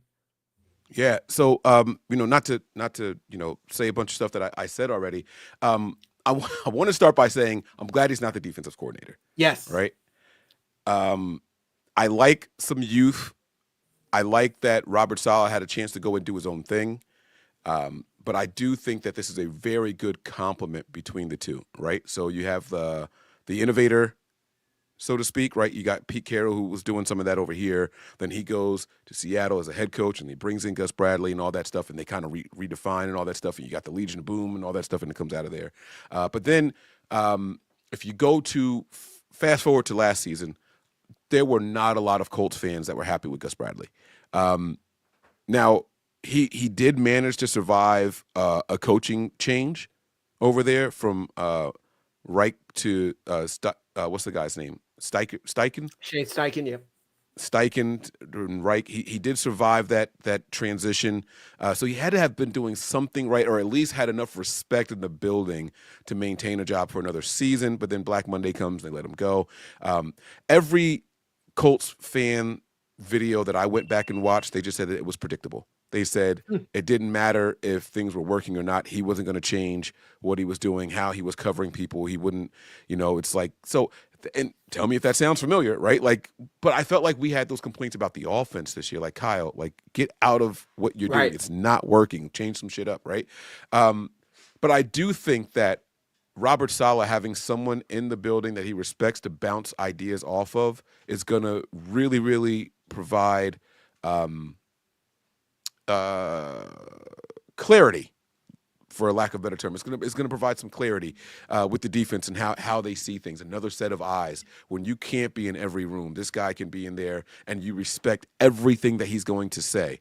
Right? Doesn't mean that you're going to listen to everything. It's not like, oh, you're going to override me or anything like that. I don't think anybody's overriding Robert Saleh in this building, including Kyle Shanahan. Let me be very clear. I think Kyle Shanahan is completely washing his hands of the defense. Yeah. Yep. This is basically two head coaches coming in here to do their thing and their specialty and run it up. So I'm excited about that. Gus Bradley is just the best. Like, you got Sorensen and you say, hey, Sorensen, we want you to run this defense that we've been running. What's your defensive background? Question mark. Right? But don't worry, we're going to bring another guy in who's defensive oriented in Staley, but he doesn't do what we want him to do. So you got to show him the way while still coaching and maintaining. And like, it was the biggest head scratcher in the to me, the Kyle Shanahan regime. Like that hire annoyed me more than the Steve Wilks hire. And you knew how I felt about the Steve Wilks hire from the day it happened. Right? So the Sorensen thing was even worse, in my opinion, than the Steve Wilks thing. And it looked like it played out that way. Right? This one is the exact opposite. This is knocking it out of the park. If Kyle's going to be stubborn and insist on having this specific defense run here, then you go back and get the guys who do it. This is how you do it. And now what we'll find out is if this is not it, Kyle's going to know, all right, it's time for a defensive scheme change now. Now it's not about this guy didn't know how to do it and that guy didn't know how to do it. Now it's, okay, this scheme needs to be revamped. We need to be a little bit more exotic with some of the stuff that we're doing here. So I think this is a huge compliment to the team. This to me, the Niners are knocking this offseason out of the park as far as the coaching staff hires. And not to be kind of crass and blunt, but the fires as well. Nick Sorensen let go. Brandon Staley let go. We were sitting here thinking, fuck, you're telling me we're going to get Brandon Staley at DC and Nick Sorensen as special teams coordinator. They're switching around seats on the Titanic and expecting us to clap. And not only did they get their number one option in Robert Saleh, they get a top-ranked special teams coach from the Jets. Now they're getting Gus Bradley. And on top of all of that, they shook hands with Sorensen and Staley and said, thanks for your service. Good luck. It's great. It's as great as possibly it could have gone. And I'm really excited to see what happened. Also, two things. One, people are saying Robert Saleh is a one-year deal. He's going to be leaving to get a head coaching gig. One, that means the defense was so good that he's getting head coaching offers, right? That means the scheme is still working. That means the theory has still been proven. That means you don't have to change the scheme entirely. And two, I think this hire maybe puts a DC in waiting in Gus Bradley, somebody who's had experience not only as a head coach, but calling defenses. And maybe he comes here, takes a backseat to Robert Saleh for a year or 2 years, however long Saleh is here, And I think it's just a little bit extra security for Kyle Shanahan to say, okay, if I'm going to get poached next year, if they're going to take Robert Saleh away from me, I know I at least have Gus Bradley, who is very experienced running this scheme, and I can promote him to DC. And we still have KJ Wright, who's been here for years. I can also promote him. Like, it just gives him more ammunition to work with should Saleh leave, which I think most fans are probably anticipating him being here for 2 years max. Right. So yeah. I think it's a and great that's the hire. other thing too. Like if I'm Kyle Shanahan, I'm like, hey, like you need to come in here, do your thing. I'm going to let you have free reign. Bring your staff in here, but I need you, if you're going to hire some guys, because you got to keep this in mind. Robert Saleh was interviewing for multiple head coaching positions just this same coaching cycle. What's it called? Cycle. Yes, the same coaching cycle, which means that he also had to have a staff in mind for both sides of the ball. Forget the offense for a second, though, but both sides of the ball. I mean, forget the defense for a second. Both sides of the ball, he had to have his coaching staff that he wanted to bring with him to these places, right? So that means that you're getting all of that he wanted and the best of the best. I think Gus Bradley was a DC candidate for the 49ers. Now you get the best of both worlds, and you have a built-in contingency plan.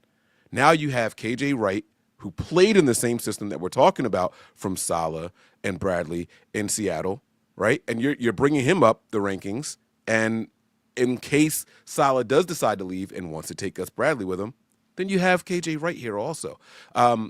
I wish that there was a way to guarantee Robert Saleh was going to stay for 2 seasons, because I would like to see that be the minimum. But at the same time, I think Kyle respects him enough that if he got the right head coaching job, this also gives Saleh some cushion. You have to be desperate. Mm-hmm. You don't have to say, I don't know if I'm going to get another opportunity, so blah, blah, blah, blah, blah, right? Like, I have to take whatever head coaching position is offered to me. He now has the flexibility to turn down some jobs. And you know what? Maybe it's not next year. Maybe it's not even the year after that. But my name will continually be in the mouths of people for head coaching positions going forward if he comes here and does his job the right way. I think that he's got the respect of enough players. I think he has sat in enough meetings with head coaches and things like that where he has the respect now, and he doesn't have to just jump at the first opportunity. It's going to be one that lines up the way that he wants it to. Yeah. By the way, David, Staley has been let go. Staley is no longer a part of the staff. Staley and Sorensen have both been given their pink slips per your comment. By the way, yeah, Bazi Mayan, if I'm saying that right. Saleh does need to be here for at least 2 seasons in order to get those comp picks. I saw the chat saying earlier, hey, at least we'll get a comp pick. He needs to be here for at least 2 years in order for the 49ers to get those 2 third-round picks if he were to get a head coaching gig. So just heads up, that's how it works. We won't get 2 third-round picks if he leaves next year for a head coaching gig. I'm hoping he turns into kind of the Spags of the 49ers, right? Like Steve Spagnuolo had a coaching gig with the Rams. I think it was just once, right? He was just with the Rams, and then he went, to the Giants. He was their DC, and then he came back, and then he was the Chiefs DC. But I'm hoping that Robert Saleh is that for the 49ers, is like, hey, I've tried being a head coach. It didn't work out. I'm happy being a DC here with the Niners. But the fact that he was like waiting for these head coaching gigs to, dry up before he took the DC gig here makes me think that's probably not how the situation is. I would imagine he's a lot younger than Spagnuolo. He has, still those career ambitions to where he thinks he got the short end of the stick in New York, which I'm sure a lot of us would agree with. He probably thinks I could write it again if I were to get another opportunity. So I don't think, unfortunately, but my main hope is that does eventually happen where he just comes back. He doesn't want to take any head coaching gigs. He's happy being the DC here. And you are right. Spags was the Rams head coach for 2 or 3 seasons, and then that was it. He was an interim head coach for the Giants, and then he went back to Kansas City and that's what it was. There okay. Since 2019. I like what you just said. Damn, what'd you just say? About Saleh being the Spags of the Niners, but I don't think he will because he took all these head coaching opportunities. And I don't think that there's a GM. Let me rephrase that. I don't think that outside of the Jets, I don't think that there's a GM or owner that feels like Robert Saleh was a problem in New York. I think it's as clear as day that as soon as they hired Aaron Rodgers, all planning went out the freaking window. Funny And- you say hired and not signed, but that really doesn't feel like you hired him because he was like a GM there. Yep. He was like And LeBron so- of the NFL. Mm-hmm. They traded for Adams, knowing they couldn't afford him. It was like a boom or bust. Like, we're going all in because that's Rodgers' guy. We got to get Rodgers' guy. Like, and then it was like, okay, well, you're not doing what we want you to do, so you got to go. Wait, I'm the head coach. What are you talking about? Like, we're a game out of first place here. Like, what are you serious? So all that aside, I think that he still has that same cachet. I really, really do. He never really got a chance to go and get like his quarterback, so to speak. You got Wilson and you got Rodgers, and you went back to Wilson and back to Rodgers, and what's it going to be? And there was just no consistency going on there. I think that the next job that he gets, he's going to go in there and do some hard negotiating where you're not getting rid of me because we drafted this kid in the first round and he doesn't work out. Like, I want to get, give me 3 years. Let me figure it out, and so I think that he deserves that. Yeah, I agree. And by the way, if you think maybe the players felt otherwise, just look at their reaction to his signing here in San Francisco. All of the top players in New York were hyped. You saw Sauce Gardner, Quincy Williams, Javon Kinlaw. All these players were like, yeah, I'm so happy to see Robert Saleh, land on his feet with the 49ers and back in a coaching gig, which a lot of people are saying that might lead some of these Jets free agents, guys like DJ Reed, guys like Jarius Sherwood, the linebacker coming here. So we'll see. We'll see which of these free agents of the Jets are willing to follow Saleh here because they love him so much, because they were so appreciative of his coaching. I would bet at least two. So we'll see. I mean, we already saw he put in a good word. Kinlaw, clearly, baby. Kinlaw, maybe even 3. We might see Sherwood, Kinlaw, and Reed. If I had to bet, those would be my 3 that come here. But we'll see. We'll see. By the way, I sat in this chair and was begging Saleh not to take that New York job. Absolutely begging him, because I knew it was a shit show. And I knew he was going to get thrown under the bus the second something didn't go well. Fortunately, it didn't. Rudy Ashton Davis, that's also a very good pick. The safety from the Jets. That's the safety. That's the young. Yeah, he's a young guy, but he's a speedy guy over there. Right. He would be our Adrian Colbert. Right. All over again, Oh, and good show. Colbert flashed. He flashed at times. You know what I'm saying? Respect to AC. That's my guy. Like that. That's my dude. It's weird. It's not a lot of players I've sent like gifts to before. Like when he had his baby, like I bought stuff off of their registry to sit. Like he's really like a really, really good dude. AC. He's always he's solid. So, he did his thing in Chicago and back and forth on their roster and all that stuff. Just a solid guy. But that's who Ashton Davis could become. He could be our AC and maybe even be used better, right? The Niners don't have any speed in that safety position at all. And so you eye some guys in the draft, but that's a great contingency plan right there. And someone with NFL playing experience. So, Rudy, that's a good call there. Great call. Did you watch this last Hard Knocks, the Bears last season? I did not. They really did a great job of showcasing Adrian Colbert. Like he had like his own storyline throughout the season. It's really good. Unfortunately, he gets released at the end, but it's super cool. Like, because I interviewed him when I was with you in Nothing But Niners. He was like one of the 3 players I interviewed, and he just seemed like such a chill dude. Like I followed him, he immediately followed me back on social media after. He's just such a down to earth guy, and you're rooting for him the whole time. Luckily, I think he landed on his feet with the Patriots. I could be wrong, but he got let go by the Bears. Sure.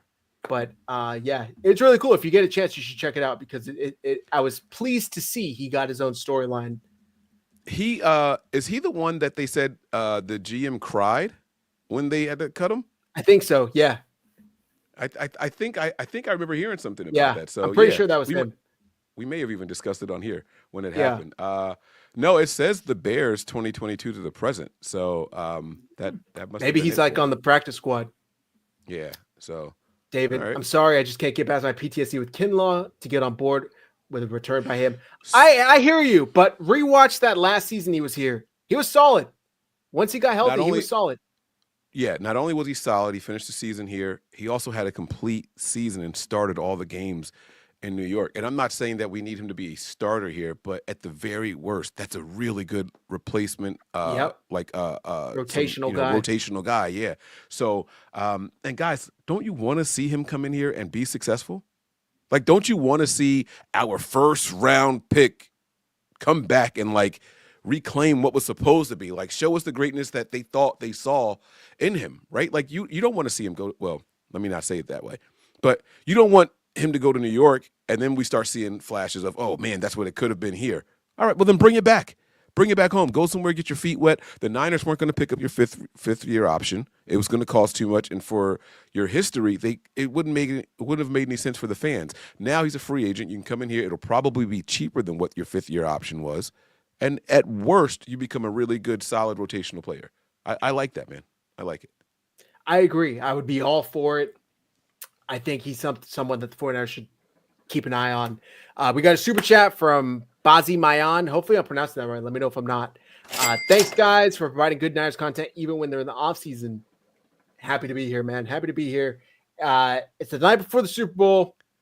Unfortunately, the Niners aren't here. A year ago, we were here preparing for the Super Bowl for the Niners.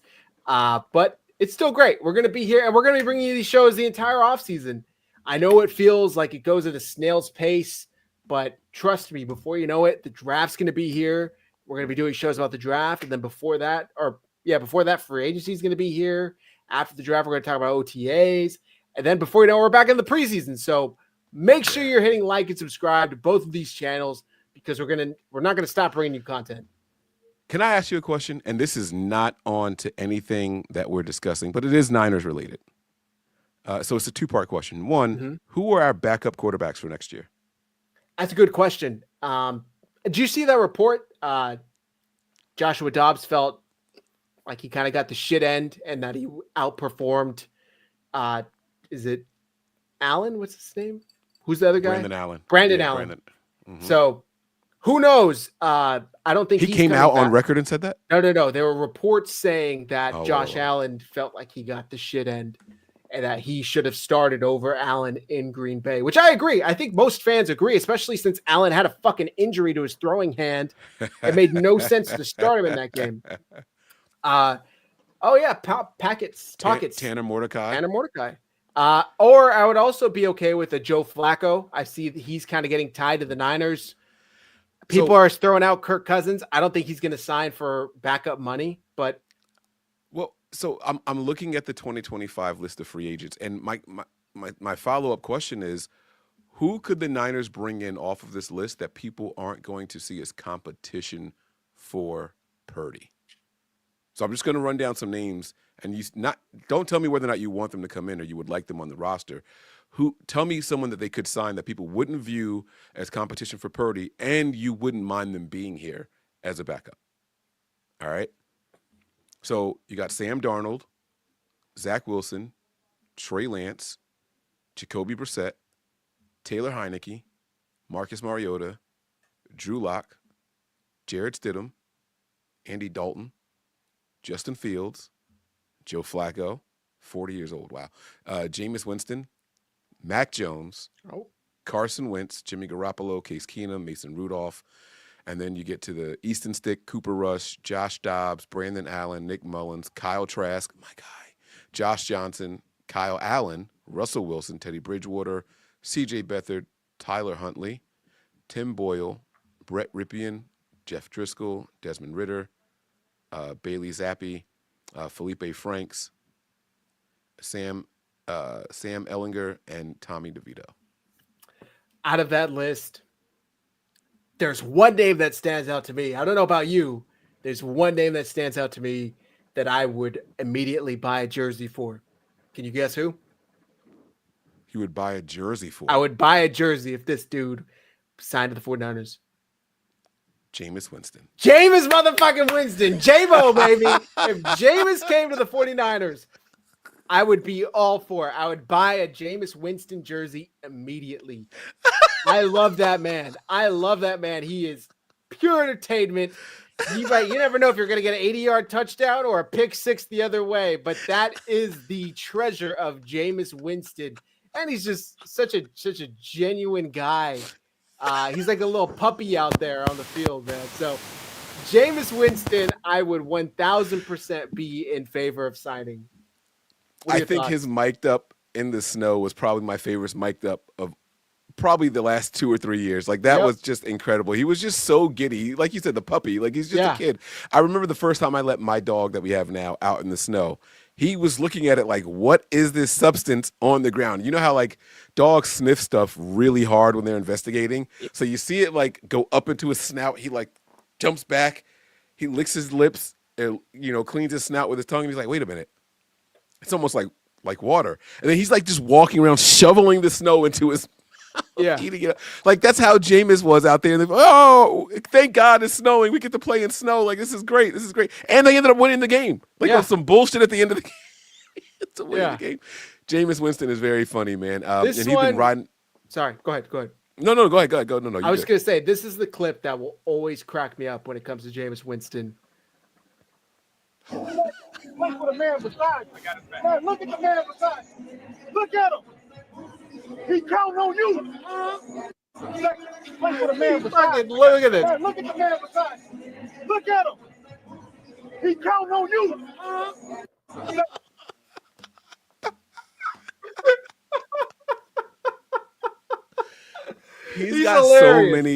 He's got so many huddle clips that are just hilarious. Have you seen the one where it was a defensive lineman. I can't remember which one it is, but he was talking about the one with eating the dubs. This one, is it this one? Well, no. So forget like we're gonna eat some dubs, right? It was with the Saints, I believe. But he says this is like he goes through this whole thing like talking about Jameis's his energy and all that stuff. And we're gonna do this, we're gonna do that. And he was like, man, I knew there was no chance in hell from the moment he gave that speech that we were gonna win that game. He was like, there is no chance in hell that we were gonna win that game. Like, what the hell is he talking about? Look at this. Look at this. This is from 2017.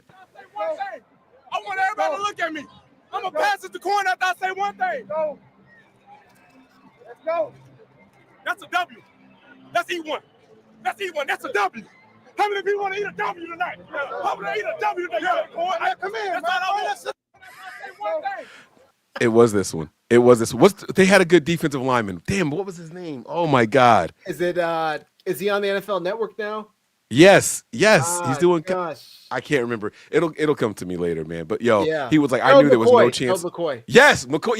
Yes, McCoy. He's like, there's no chance in hell we were going to win that game. From the moment he did that, I knew it was over. It's like, what the hell are you doing? Who was that supposed to hype up? He was like, and thank God Quan just came in and took over after. So you're right. Yeah, that was it right there. That's hilarious, man. Oh my God. Yeah, I love it. This is another clip. Last one, but I got to play this since the comment brought it up. I am a better player, but in times like this, it's an opportunity to continue to glorify the Lord even through the toughest circumstances. I know I'm better than this. I know I'm just praying for the Lord to deliver me from pick sixes. Like that's not me. Like a phenomenal game, offense, do some great things, but I mess it up. Praying to be delivered from pick sixes. He said it like he was possessed. Like the spirit of pick sixes is in me. Someone help exorcise these demons out of me, Lord. Please save me from pick sixes. Like what? He is a walking quotable, man. But I will say this: his energy is infectious, and I feel like he loves the game. I'm not saying that he's like a solid backup. Like we saw what happened to the Browns when he came in. Like they started winning some games. Obviously, it didn't last, right? But it was the fucking Browns. Like if you put him on the 49ers with a healthy Ayuk and Kittle and Debo and McCaffrey, Ricky Pearsall, like I think that would be a solid backup quarterback. So I am saying it for the memes, but I'm also saying it because I think he would be like a legitimate backup quarterback. He's got a case to be a starting quarterback. There's not 32 quarterbacks that are better than Jameis Winston right now, in my opinion.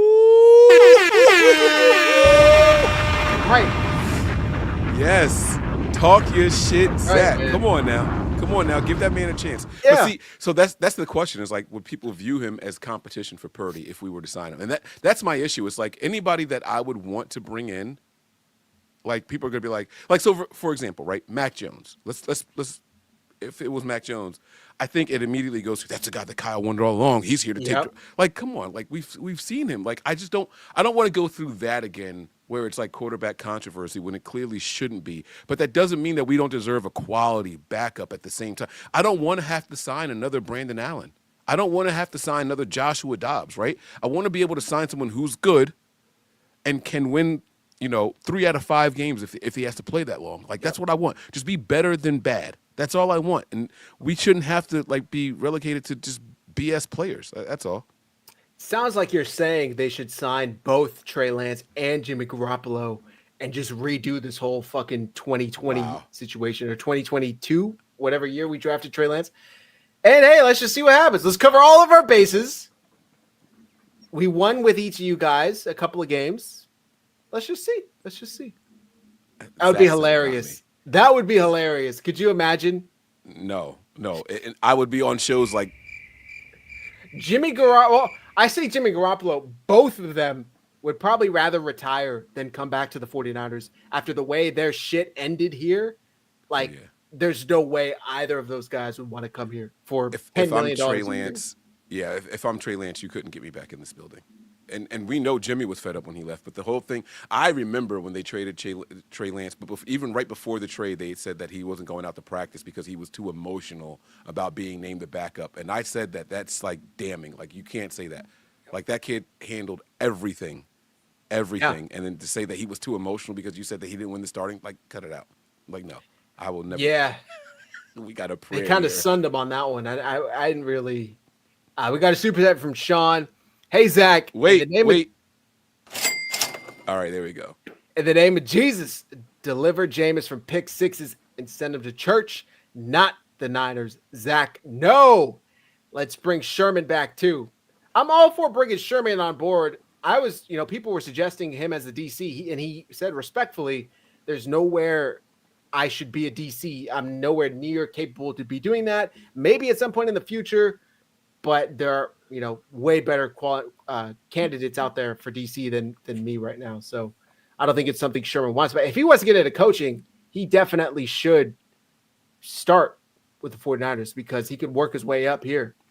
Yeah, for sure. Absolutely. Start with quality control guy and then just go out there and help, and not for nothing, the DBs would respect everything that he had to say. Yep. And I like the idea of a coach that one has game experience and didn't have the physical attributes to do it at the high level, so they had to depend on the mental aspect of it, right? There's no greater compliment than someone who is good and probably Hall of Fame bound walking up to you saying, man, if I had your physical attributes, da-da-da-da-da-da-da-da. So let me help you with this side of it. You got it physically. We know you can do it. Now this is where we got to go. And I think that is such a high praise for so many people. And that's why you get guys like Jim Harbaugh who end up being good player coach guys, right? Never mind. I'm not going to say any other names. But yeah, so I think that's why it works out really well. What were you going to say? I was going to say Mike Singletary, but he was not a good head. He's not a good head coach. Yeah, we're with him. Yeah, coach with him. Yeah, do it. But I think that Singletary would make a good position coach. I think that Mike Singletary would be. But the difference is he had the physical traits, so I don't know if it would work that way for him. We got another super chat from Sean. Oh, wait, I got to play another sound effect here. Second one. He says, maybe Jesus is telling Jameis he should stop playing football and become a youth pastor and feed them W's with his fingers. Feeding the youth anything with your fingers in the church, just it doesn't add up. It doesn't add up. Yeah, no, we'll leave that to the Catholic priest. Like, we're not gonna. David says, and receive me. Sorry, I'm sorry. All right, no more drinks for me on the show. I'm done. Time out for Mike. David says signing old man Flacco would just feel dirty to me. The guy can still ball. He can still sling it. That's all I'll say. If you needed him for like 3 to 4 games a year, I feel like would you rather take a chance on Zach Wilson or Joe Flacco? 1,000%. 1,000%. But if it had to come down to Joe Flacco, I'd be all right with it. But I do want Zach Wilson. I wanted Zach Wilson out of the draft. That was my guy. But you still like him? You still think there's potential? Yeah, for sure. For sure. Respect. For sure. Okay. You know who else is intriguing on that list is Drew Lock. Yes. I didn't know if you were going to say it, and that's why I just shut up. There's a couple of guys on this list, and I'll be honest with you. Like, I know Justin Fields wouldn't be able to do it. I think that kind of quarterback, just Kyle wouldn't even take a look at that. But I really do like Drew Lock as a potential backup here. He's got the experience in the league. He's been in the league for 6 seasons already. Like, bring him in here and let's just see what he can do, right? Like, I think that would be a good one. I'm off of pretty much everybody else on this list, though, if I'm being honest with you. Yeah. You don't want Sam Darnold? I'm No. kidding. I'm kidding. Oh, okay. I mean, he's probably going to get a $30 million contract. What do you think? What do you think he's going to get after this performance? I'd be surprised if he broke 20. Really? I'd be, the way it ended? Yes. I think that the real colors came out. And again, that's why your guy goes out there and wins Coach of the Year. I'm not trying to be funny at all, but like I think the NFL and the voters realized, like, you did that with him. Kudos to you, Coach of the Year. Yeah. Yep. Which is kind of more egregious that Kyle Shanahan doesn't even have one Coach of the Year. Stefanski has 2. Now O'Connell has 1. What the fuck are we doing here? Like, what? I'll never understand of the 2019 year, John Harbaugh getting it over Kyle. Well, Makes so, no okay. sense. By the way, we got another super chat. Oh, that's the third one. Go ahead, Mike. He said, did he say he was Catholic, Mike? No, he didn't. And that's why I said no more drinks for me. Like, I just put a lot extra on top of that. So I shouldn't have gone there. So, all right. Him winning it this year with Sam Darnold as a quarterback, who was like, we've seen this guy for 6 seasons. He's not who we thought he was, right? And then you go and you have that success. Where with Jimmy, everyone thought Jimmy was going to be that guy, right? And then you look at the year that Kyle should have got it, in my opinion, with Brock Purdy, and it's like, how do you not get it here? But Brock Purdy also appeared to be that guy as well. I think Coach of the Year, they usually get it because you're doing something that people didn't expect. And I understand that Brock Purdy was Mr. Irrelevant. Hear me out. I understand that you thought that Brock Purdy was Mr. Irrelevant, but third quarterback. That doesn't mean that he's going to be a bad quarterback, right? We have undrafted guys, Kurt Warner and Tony Romo and all, who have had decent and respectable NFL careers. So we can't just say, like, because of where you're drafted means that you don't get it. But I do like your counter with it, Mike. It was 3 quarterbacks that year. It was the third quarterback. He was the third quarterback. And by the way, I would love to go back, maybe the next show we can do this, and see how those Coach of the Year awards have aged compared to Kyle Shanahan. Because like Strawberry Reacts, Dable got it in 22. That dude has been on the hot seat ever since. So there's no way that these coaches, at the very least, Kyle Shanahan should have 1 Coach of the Year. At the very least. At the very, very least. But that's why I said something a couple episodes ago. I think that there's a cloud around Kyle Shanahan. I really do think that he's not as liked in league circles as people think that he is. I really, really am starting to think this, man. It's his umbrella of like the 6 degrees of separation. You worked with me and my dad, or you worked with my dad. And like he just doesn't seem to be able to get outside of that. Even this hiring cycle, like it's even with this hiring cycle, right? You get the special teams guy from the Jets. Was that foresight that Robert Saleh was coming? Like, did Robert Saleh put the good word in there for him? Because I haven't seen Kyle go outside of his umbrella and do anything in this building for anybody. I just haven't seen it. So if that's the case, we know that Kyle doesn't like talking to the media and all that stuff. And look at who votes on these kind of things, right? So I just don't know if he's liked around the league. I just don't know it. And I'm going to stand on that until I see otherwise. My take on it is it's almost like when you have 2 kids, right? And one is like the overachiever and the really smart kid that does well all the time, always gets straight A's. Then you have the other kid that's not much, not to be rude, but like not much is expected of. And when the kid that doesn't really do that well all the time gets like a B+, they're like, oh my God, pizza party. This is great. This is awesome. Whereas this kid's been getting straight A's for the past 2 years. And it's almost like that's what's expected of you. So I'm not going to reward you. We're not going to reward you with coach of the year because it's like, oh yeah, like we figured you would be a great coach. So like nothing was expected of Dayball, which also kind of makes me wonder, like, why the fuck did Harbaugh get it? Because Harbaugh's a Super Bowl winning head coach. Like, why did he get it that year over Kyle? They had a first round quarterback. I don't know. I don't think he won the MVP that year, but it's frustrating just to see the way it's shaped out. And I think kind of the stigma around Kyle is like, it's almost like he's underperforming, in my opinion. That's kind of the stigma around him. It's like so much is expected of you that the fact that you don't have at least one ring by now, and maybe we're kind of looking at you a little different. I don't know. That's just my take on it. Well, it's not just your take. That's why half of the fan base feels like he should be on the hot seat. That's exactly why. True. Like, the only reason someone should be on the hot seat, I don't care what your job is, anywhere, it's because that means that you are underperforming to the expectations placed upon you. Period. That's the only way you end up on a hot seat. And so the fact that half of the fan base feels that way, a lot of the people covering the team and all that feel that way, is because maybe you should have done something by now. The NFC has been weak for a long time, and we'll see what happens next year when we're healthy and all that. But, you know, like, there are expectations for this team. We should be in Super Bowls. And granted, he's done it, right? We should be making deep playoff pushes, and granted, he's done that. But you got to win one now. Now you got to go out there and you got to get it. So, and this year could be it. We go out there, we get Myles Garrett. It is Super Bowl or bust. And I hate to put that kind of pressure on the team, but fuck it. We're here, we're there. Like, if we get Myles Garrett, after you go out there and you improve your special teams coordinator, you improve your defensive coordinator, his assistants, the only other position coach that we would probably have to improve on, because you still got Bobby Turner for the running backs, right? Well respected. You got Christian McCaffrey, right? Maybe a new wide receivers coach, like Pocket said there at 12:28 or 9:28 on your end. But, like, yeah, like, what other position coach are you looking for? Maybe somebody in the secondary, right? Improve on those DBs maybe a little bit.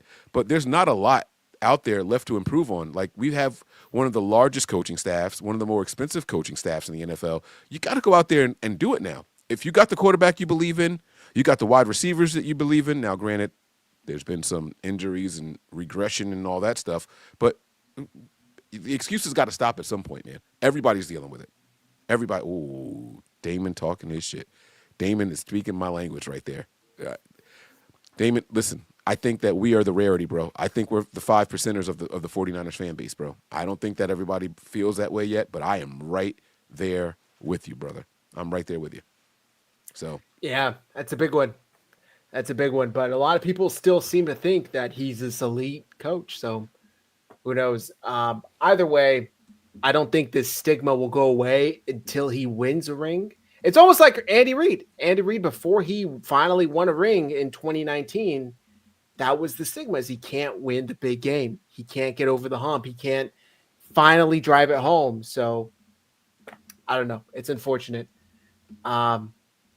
There has been talk of possibly Devontae Adams coming here. I don't know if you saw those reports, Mike, that he wants to come back to a West Coast team if the Jets release him. Yes or no? What do you think? No. Not at all? No, not at all.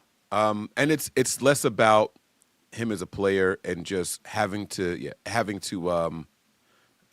maintain a certain salary cap and all that stuff. And is it worth it, right? I understand that there's concerns about how Ayuk is going to return, but we do have Ayuk still. We do have Debo still. We have Pearsall still. And we have this whole draft that's coming up. And I don't think the Niners are going to be looking for him long term. Do I think that he would help? Absolutely. I think he would improve our wide receiving room, right? I don't doubt that at all. I think that he's one of the hardest working wide receivers in the NFL. But I'm cool. So I would take him if he's willing to come in on kind of a 1-year prove it deal, not crazy money. And it's almost like it's insurance on Ayuk, right? We're not even sure if Ayuk's going to be ready week 1 of the season. He had a pretty catastrophic knee injury. He tore like every ligament in that knee. You know, like, it's not something that you just snap back from like that. So if Adams is willing to come here on a veteran deal that's like a 1 year prove it and really compete for a ring, I'd be happy with it. But if he wants to come here and look for that like final 3 to 4 year, $100 million contract, like we're not the place for you. Maybe try LA, either spots in LA, but I don't know. We'll see. Excuse me.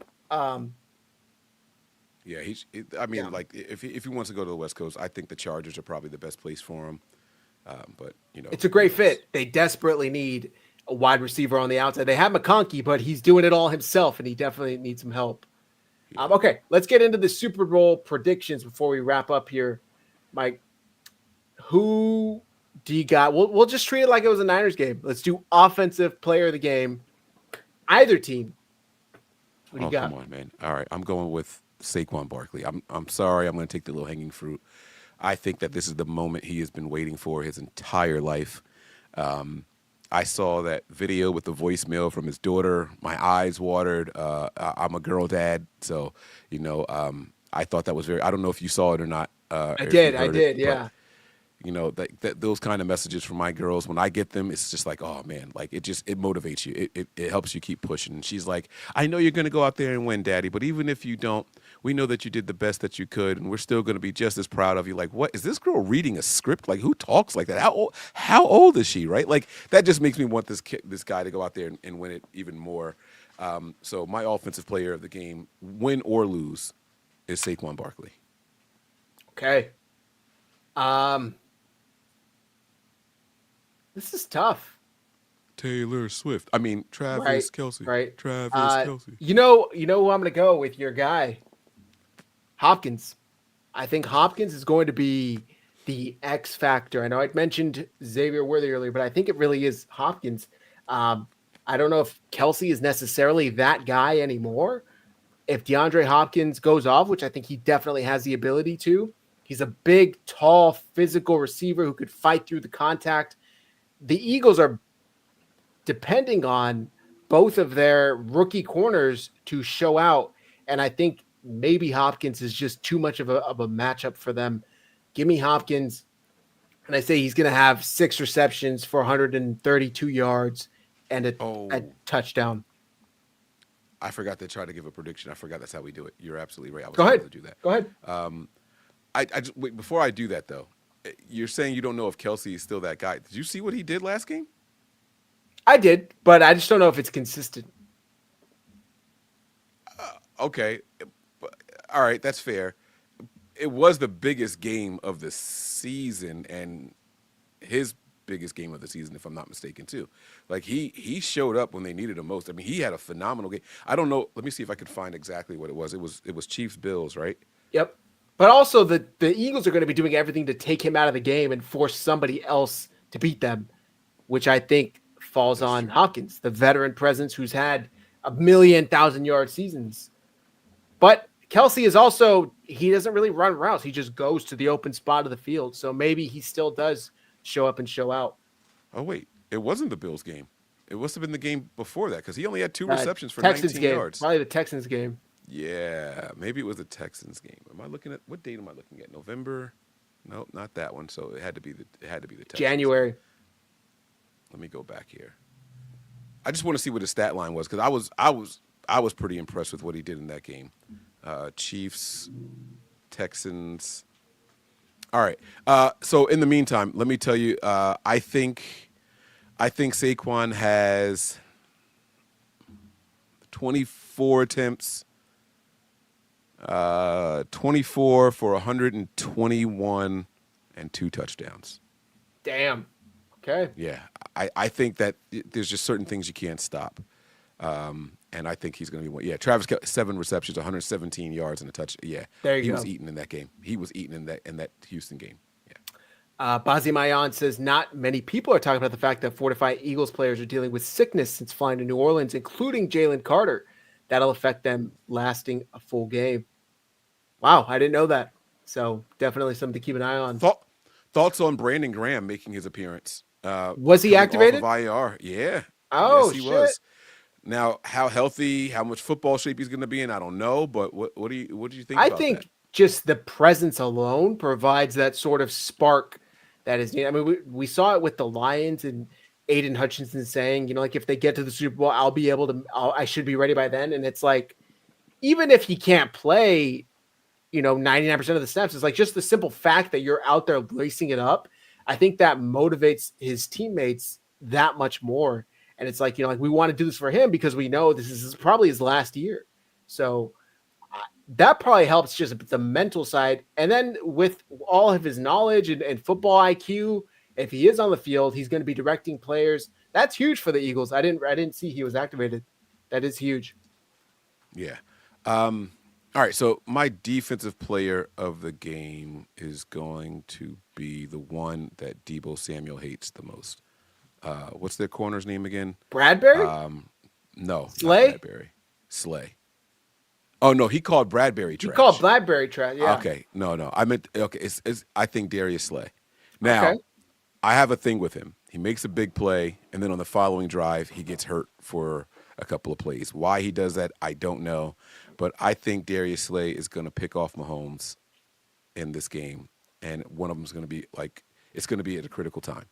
So I'm going to give the defensive player of the game to Darius Slay. Okay.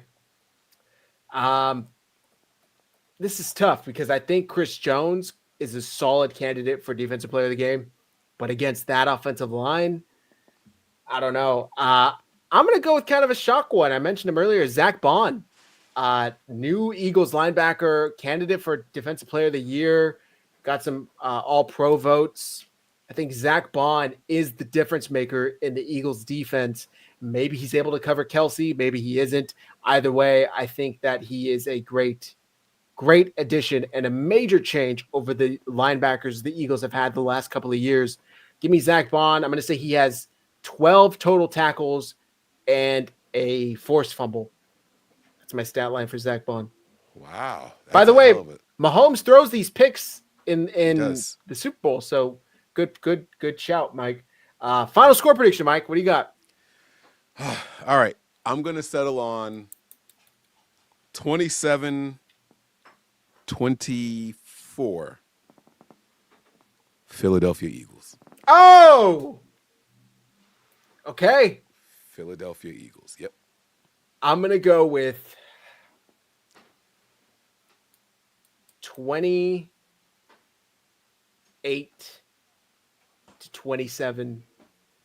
Chiefs. I can't pick against them. I just can't. After all we've seen the last 3 years or 2 years, maybe, I don't know, 2 to 3 years, I can't pick against them. And hey, maybe I'm jinxing them. I'd be happy to jinx them, but I'm picking the your Chiefs. reverse jinx didn't work last It did time not. It did not. But I will say this. If the Chiefs do win, I hope they make it to the Super Bowl next year against the 49ers. I would love to knock the greatest team off and give the Niners their 6th Super Bowl. That's the way I'm looking at it. If they win this one, I want the Chiefs to go to the Super Bowl next year just so we can knock them off after the three-peat. Yep. I'm all for that. I'm all for it. And maybe then the NFL will say, hey, let's even the playing field and not give them these fucking ridiculous calls, not protect Mahomes every chance we get. Don't give us our home field advantage when we got home field in the Super Bowl. So, yeah. Yep. I like it. Yep. All right. Drop your final predictions in the chat. If you're watching this after, drop them in the comments. If you're watching us on X, reply to the stream. We want to hear them all. Mike, I think that's going to do it for tonight. Let the folks know where to find you. I'm sure they already know, but in case they don't, please. Yeah, please look. it's all there at the bottom of the screen right now, right under my name. You see Mike Andrews 83. That's the X handle. You see NB9ers. That is the Twitter. And you see the Patreon right underneath Zach, patreon.com/NB9ERS. And more importantly, guys, please make sure you guys show some love. If you're watching from the Nothing But Niners channel, go subscribe over to my guys over at 49ersHive. We have a good time all year long, man. This has been a lot of fun. I can't wait to continue to do this, get into the draft and stuff like that with my guys. Oh, man, it's going to be a lot of fun. That's right, guys. We got an off season full of content coming, so make sure you're subscribed. You don't want to miss a thing. Go ahead. One more thing. If you guys are going out tomorrow watching the Super Bowl, please don't drink and drive. I can't emphasize this enough. I don't care where you are. I don't care how good you think you are. Once you go over 3 drinks, just please either take time before you get behind the wheel or just call a ride. All right, just be responsible out there, guys. Super Bowl Sundays are always one of my least favorite things because it ends late. People stay a little bit longer. They have one or two more drinks to watch the post-game stuff, and then they think they're okay to just grab their keys and get behind the wheel. Doesn't matter how short or how long of a drive you have. Tomorrow, I don't even plan on drinking hard liquor. I'm having cigars with champagne all day, just something light to sip on all day. And I'm not telling you guys to be like me or anything. Just be responsible is all that I ask. Drink whatever you want, but just make sure you do it responsibly.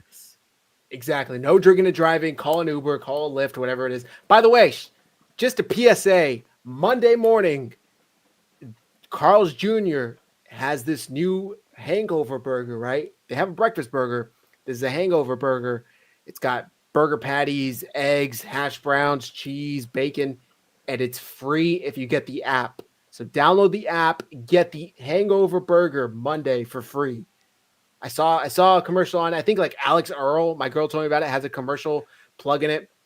I fucking love Carl's Jr. So get that burger for free. Download the app. Should we see it on there?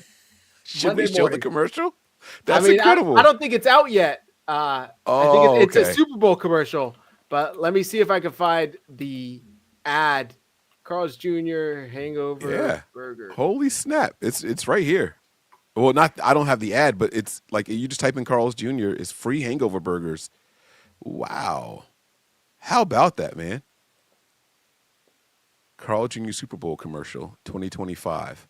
Yeah, they do have a commercial. I found it on YouTube right here. Yeah. Oh, it's out already?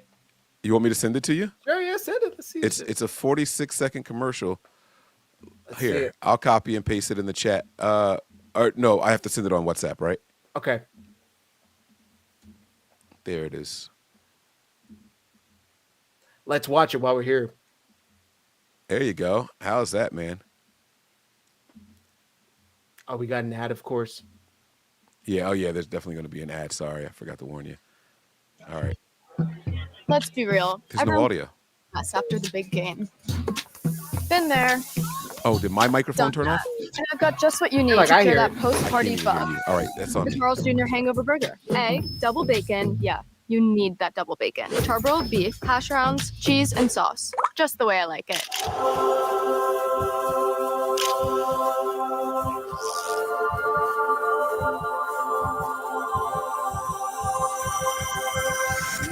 And guess what? It's free the day after the big game. You just have to download the Carl's Jr. app and sign up for my rewards. So get your free hangover burger on Monday, February 10th. He'll definitely need one. There you go. Free burger on Monday, guys. I'm telling you. Go take advantage. Download the Carl's Jr. app. I get nothing out of this. I'm just trying to share some good information because I downloaded that app as soon as I heard about that shit. So, all right. That's going to do it for tonight's show, guys. We appreciate you guys tuning in. I hope all of you guys have your bets placed. I hope all you guys win your bets. If you got squares, I hope you win your squares. We will be live sometime next week. The three of us will be back.